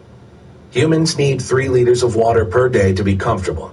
They gave us 50 liters each, making 300 liters total in the HAB. I'm willing to dedicate all but an emergency 50 liters to the cause. That means I can feed 62.5 square meters at a depth of 10 centimeters, about 2/3 of the HAB's floor. It'll have to do. That's the long-term plan. For today, my goal was 5 square meters. I wadded up blankets and uniforms from my departed crewmates to serve as one edge of a planter box, with the curved walls of the HAB being the rest of the perimeter. It was as close to 5 square meters as I could manage. I filled it with sand to a depth of 10 centimeters. Then I sacrificed 20 liters of precious water to the dirt gods. Then things got disgusting. I dumped my big container oh shit onto the soil and nearly puked from the smell. I mixed this soil and shit together with a shovel and spread it out evenly again. Then I sprinkled the earth soil on top. Get to work, bacteria. I'm counting on you. That smell's gonna stick around for a while, too. It's not like I can open a window. Still, you get used to it. In other news, today is Thanksgiving. My family will be gathering in Chicago for the usual feast at my parents' house. My guess is it won't be much fun, what with me having died 10 days ago. Hell, they probably just got done with my funeral. I wonder if they'll ever find out what really happened. I've been so busy staying alive, I never thought of what this must be like for my parents. Right now, they're suffering the worst pain anyone can endure. I'd give anything just to let them know I'm still alive. Well, I'll just have to survive to make up for it. Log entry, Soul 22. Wow, things really came along. I got all the sand in and ready to go. 2/3 of the base is now dirt, and today I executed my first dirt doubling. It's been a week, and the former Martian soil is rich and lovely. 2 more doublings, and I'll have covered the whole field. All that work was great for my morale. It gave me something to do. But after things settled down a bit, and I had dinner while listening to Johansson's Beatles music collection, I got depressed again. Doing the math, this won't keep me from starving. My best bet for making calories is potatoes. They grow prolifically and have a reasonable caloric content, 770 calories per kilogram. I'm pretty sure the ones I have will germinate. Problem is, I can't grow enough of them. In 62 square meters, I could grow maybe 150 kilograms of potatoes in 400 days, the time I have before running out of food. That's a grand total of 115,500 calories, a sustainable average of 288 calories per day. With my height and weight, if I'm willing to starve a little, I need 1,500 calories per day. Not even close. So I can't just live off the land forever. But I can extend my life. The potatoes will last me 76 days. Potatoes grow continually, so in those 76 days I can grow another 22,000 calories of potatoes, which will tide me over for another 15 days. After that, it's kind of pointless to continue the trend. All told, it buys me about 90 days. So now I'll start starving to death on Sol 490 instead of Sol 400. It's progress, but any hope of survival rests on me surviving until Sol 1412, when Ares 4 will land. There's about 1,000 days of food I don't have, and I don't have a plan for how to get it. Shit. Chapter 3. Log entry, Sol 25. Remember those old math questions you had in algebra class? Where water is entering a container at a certain rate and leaving at a different rate, and you need to figure out when it'll be empty? Well, that concept is critical to the Mark Watney Doesn't Die project I'm working on. I need to create calories, and I need enough to last the 1,387 souls until Ares 4 arrives. If I don't get rescued by Ares 4, I'm dead anyway. A soul is 39 minutes longer than a day, so it works out to be 1,425 days. That's my target, 1,425 days of food. I have plenty of multivitamins, over double what I need, and there's 5 times the minimum protein in each food pack. So careful rationing of portions takes care of my protein needs for at least 4 years. My general nutrition is taken care of. I just need calories. I need 1,500 calories every day. I have 400 days of food to start off with. So, how many calories do I need to generate per day along the entire time period to stay alive for around 1,425 days? I'll spare you the math. The answer is about 1,100. I need to create 1,100 calories per day with my farming efforts to survive until Ares 4 gets here. Actually, a little more than that, because it's Sol 25 right now, and I haven't actually planted anything yet. With my 62 square meters of farmland, I'll be able to create about 288 calories per day, so I need almost 4 times my current plan's production to survive. That means I need more surface area for farming and more water to hydrate the soil. So let's take the problems one at a time. How much farmland can I really make? There are 92 square meters in the hab. Let's say I could make use of all of it. Also, there are 5 unused bunks. Let's say I put soil in on them too. They're 2 square meters each, giving me 10 more square meters. So we're up to 102. The hab has 3 lab tables, each about 2 square meters. I want to keep 1 for my own use, leaving 2 for the cause. That's another 4 square meters, bringing the total to 106. I have 2 Martian rovers. They have pressure seals, allowing the occupants to drive without spacesuits during long periods traversing the surface. They're too cramped to plant crops in, and I want to be able to drive them around anyway. But both rovers have an emergency pop tent. There are a lot of problems with using pop tents as farmland, but they have 10 square meters of floor space each. Presuming I can overcome the problems, they net me another 20 square meters, bringing my farmland up to 126. 126 square meters of farmable land. That's something to work with. I still don't have the water to moisten all that soil, but like I said, one thing at a time. The next thing to consider is how efficient I can be in growing potatoes. I based my crop yield estimates on the potato industry back on Earth, but potato farmers aren't in a desperate race for survival like I am. Can I get a better yield? For starters, I can give attention to each individual plant. I can trim them and keep them healthy and not interfering with each other. Also, as their flowering bodies breach the surface, I can replant them deeper, then plant younger plants above them. For normal potato farmers, it's not worth doing because they're working with literally millions of potato plants. Also, this sort of farming annihilates the soil. Any farmer doing it would turn their land into a dust bowl within 12 years. It's not sustainable. But who cares? I just need to survive for 4 years. I estimate I can get 50% higher yield by using these tactics. And with the 126 square meters of farmland, just over double the 62 square meters I now have, it works out to be over 850 calories per day. That's real progress. I'd still be in danger of starvation, but it gets me in the range of survival. I might be able to make it by nearly starving, but not quite dying. I could reduce my caloric use by minimizing manual labor. I could set the temperature of the hab higher than normal, meaning my body would expend less energy keeping its temperature. I could cut off an arm and eat it, gaining me valuable calories and reducing my overall caloric need. No, not really. So let's say I could clear up that much farmland. Seems reasonable. Where do I get the water? To go from 62 to 126 square meters of farmland at 10 centimeters deep, I'll need 6.4 more cubic meters of soil, more shoveling, and that'll need over 250 liters of water. The 50 liters I have is for me to drink if the water reclaimer breaks, so I'm 250 liters short of my 250 liter goal. Blah, I'm going to bed. Log entry, Sol 26. It was a back-breaking yet productive day. I was sick of thinking, so instead of trying to figure out where I'll get 250 liters of water, I did some manual labor. I need to get a whole ass-load more soil into the hab, even if it is dry and useless right now. I got a cubic meter in before getting exhausted. Then, a minor dust storm dropped by for an hour and covered the solar collectors with crap, so I had to suit up again and do another EVA. I was in a pissy mood the whole time. Sweeping off a huge field of solar cells is boring and physically demanding.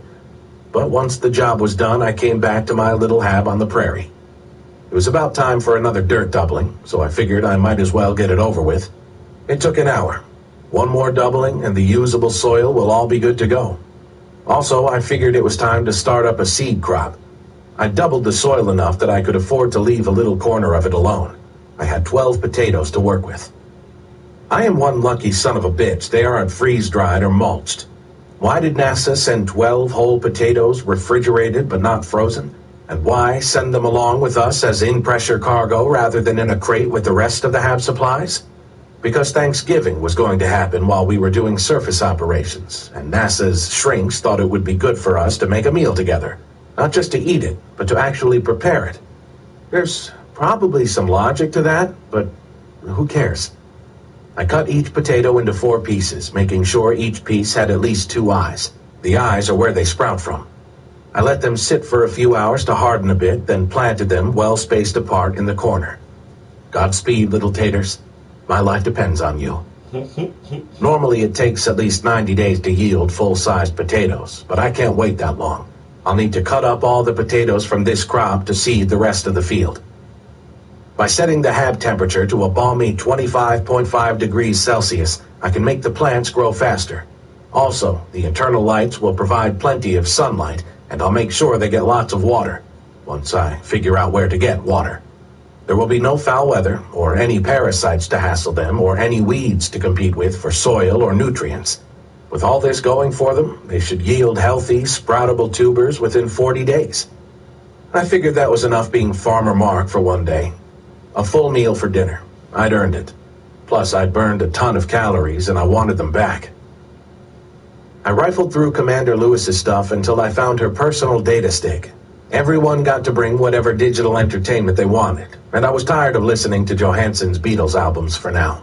Time to see what Lewis had. Crappy TV shows. That's what she had. Countless entire runs of TV shows from forever ago. Well, beggars can't be choosers. Three's Company it is. Log entry. Sol 29. Over the last few days, I got in all the dirt that I'll need. I prepped the tables and bunks for holding the weight of soil and even put the dirt in place. There's still no water to make it viable, but I have some ideas. Really bad ideas, but they're ideas. Today's big accomplishment was setting up the pop tents. The problem with the rover's pop tents is they weren't designed for frequent use.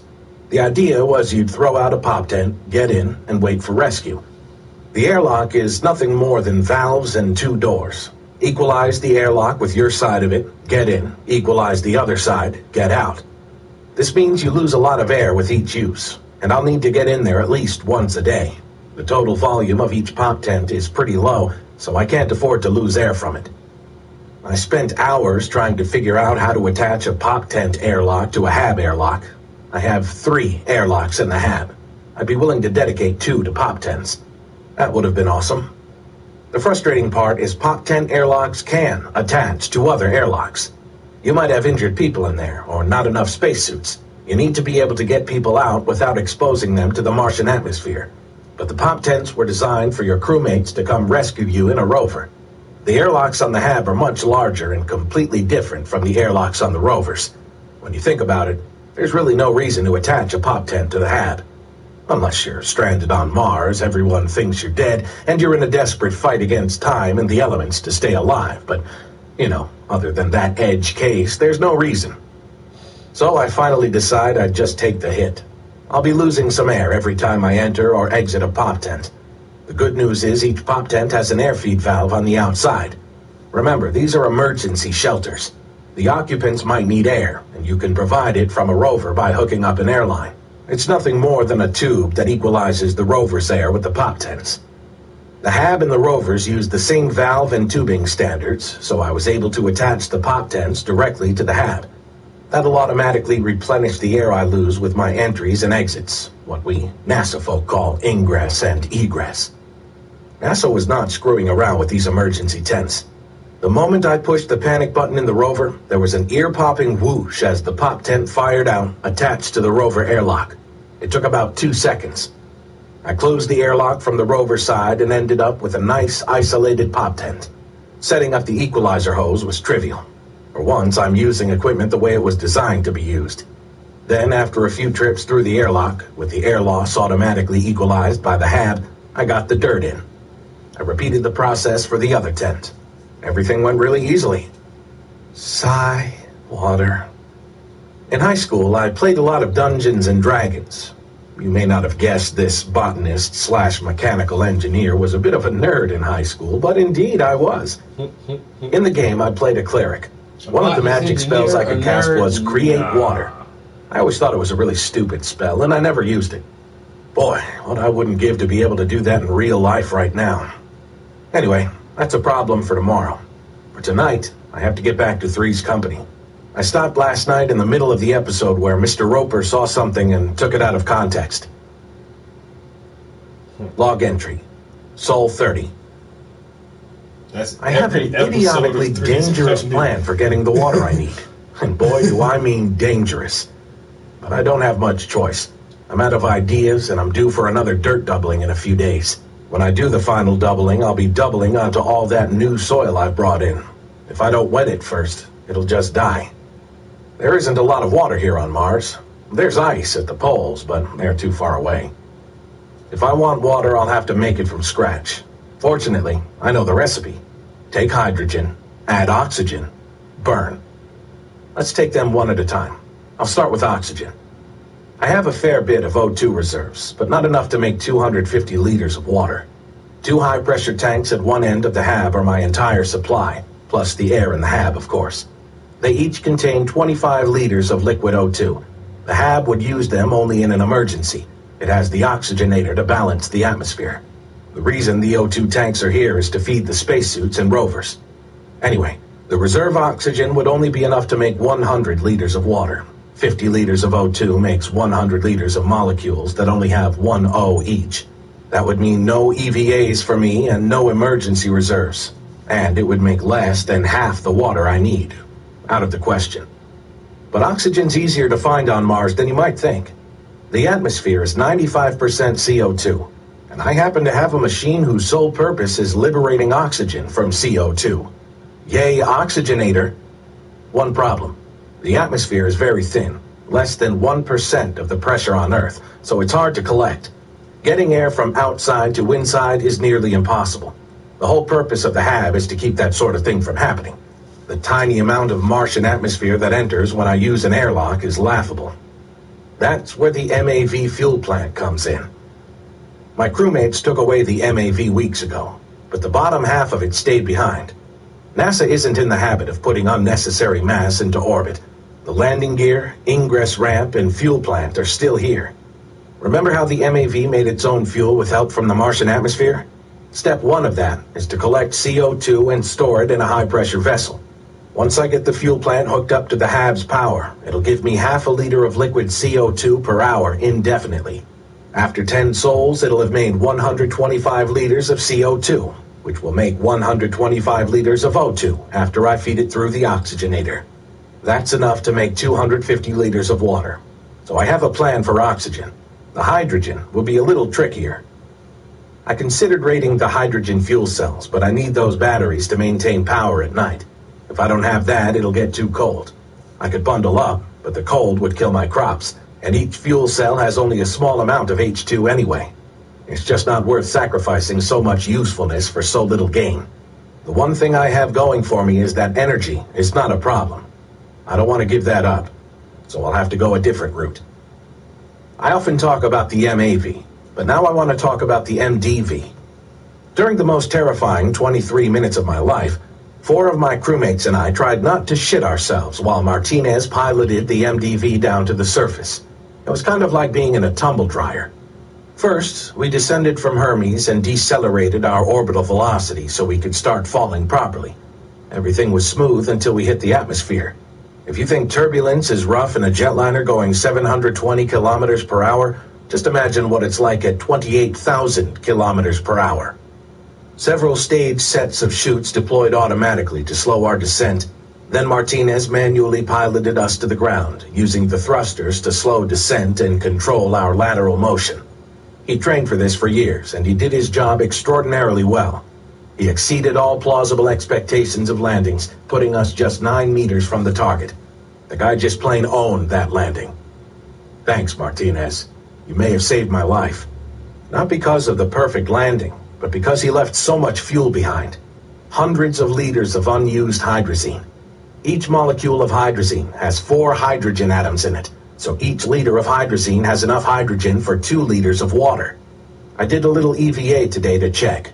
The MDV has 292 liters of juice left in the tanks, enough to make almost 600 liters of water, way more than I need. There's just one catch. Liberating hydrogen from hydrazine is, well, it's how rockets work. It's really, really hot and dangerous. If I do it in an oxygen atmosphere, the hot and newly liberated hydrogen will explode. There'll be a lot of H2O at the end, but I'll be too dead to appreciate it. At its root, hydrazine is pretty simple. The Germans used it as far back as World War II for rocket-assisted fighter fuel, and occasionally blew themselves up with it. All you have to do is run it over a catalyst, which I can extract from the MDV engine, and it will turn into nitrogen and hydrogen. I'll spare you the chemistry, but the end result is that 5 molecules of hydrazine becomes 5 molecules of harmless N2 and 10 molecules of lovely H2. During this process, it goes through an intermediate step of being ammonia.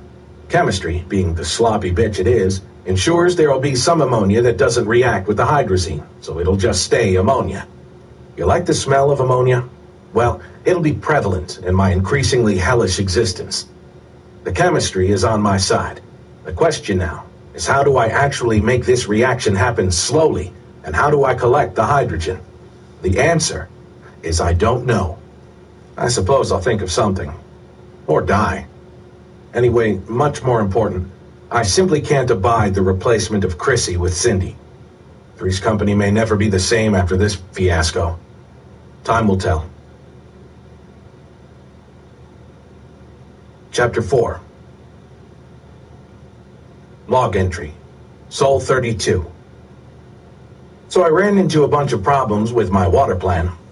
My idea is to make 600 liters of water, limited by the hydrogen I can get from the hydrazine. That means I'll need 300 liters of liquid O2. I can create the O2 easily enough. It takes 20 hours for the MAV fuel plant to fill its 10-liter tank with CO2. The oxygenator can turn it into O2, then the atmospheric regulator will see the O2 content and the HAB is high and pull it out of the air, storing it in the main O2 tanks. They'll fill up, so I'll have to transfer O2 over to the rover's tanks and even the spacesuit tanks as necessary, but I can't create it very quickly. At half a liter of CO2 per hour, it will take 25 days to make the oxygen I need. That's longer than I'd like. Also, there's the problem of storing the hydrogen. The air tanks of the HAB, the rovers, and all the spacesuits add up to exactly 374 liters of storage. To hold all the materials for water, I would need a whopping 900 liters of storage. I considered using one of the rovers as a tank. It would certainly be big enough, but it just isn't designed to hold in that much pressure. It's made to hold, you guessed it, 1 atmosphere. I need vessels that can hold 50 times that much. I'm sure a rover would burst. The best way to store the ingredients of water is to make them be water. So that's what I'll have to do. The concept is simple, but the execution will be incredibly dangerous. Every 20 hours, I'll have 10 liters of CO2, thanks to the MAV fuel plant. I'll vent it into the HAB via the highly scientific method of detaching the tank from the MAV landing struts, bringing it into the HAB, then opening the valve until it's empty. The oxygenator will turn it into oxygen in its own time. Then, I'll release hydrazine very slowly over the iridium catalyst to turn it into N2 and H2. I'm about to get out of here. Direct the hydrogen to a small area and burn it. As you can see, this plan provides many opportunities for me to die in a fiery explosion. Firstly, hydrazine is some serious death. If I make any mistakes, there will be nothing left but the Mark Watney Memorial Crater where the HAB once stood. Presuming I don't fuck up with the hydrazine, there's still the matter of burning hydrogen. I'm going to be setting a fire in the HAB, on purpose. If you asked every engineer at NASA what the worst scenario for the HAB was, they'd all answer fire. If you asked them what the result would be, they'd answer death by fire. But if I can pull it off, I'll be making water continuously, with no need to store hydrogen or oxygen. It'll be mixed into the atmosphere as humidity, but the water reclaimer will pull it out. I don't even have to perfectly match the hydrazine end of it with the fuel plant CO2 part. There's plenty of oxygen in the hab, plenty more in reserve. I just need to make sure not to make so much water I run myself out of O2. I hooked up the MAV fuel plant to the hab's power supply. Fortunately, they both use the same voltage. It's chugging away, collecting CO2 for me. Half ration for dinner. All I accomplished today was thinking up a plan that'll kill me, and that doesn't take much energy. I'm going to finish off the last of Three's Company tonight. Frankly, I like Mr. Furley more. You guys can start to see now the real difference in the second layer of paint.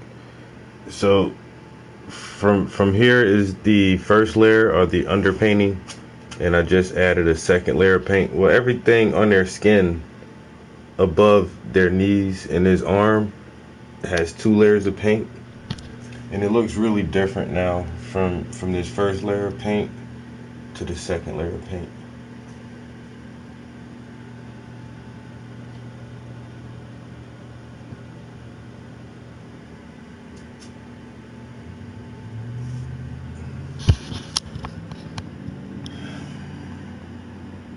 I might be able to get away with just 3 layers of paint on this canvas, but we'll see.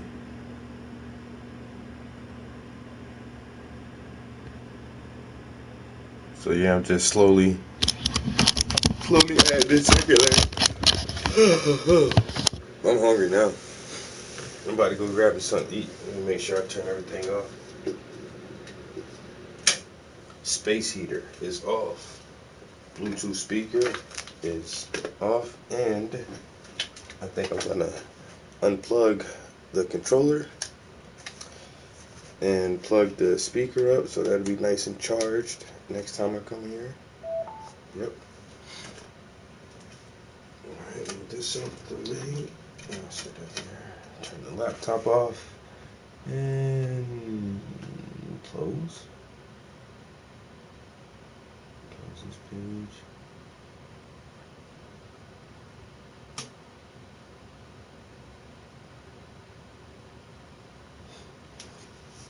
Alright, and that's shutting down. And peace out, guys. Till next time.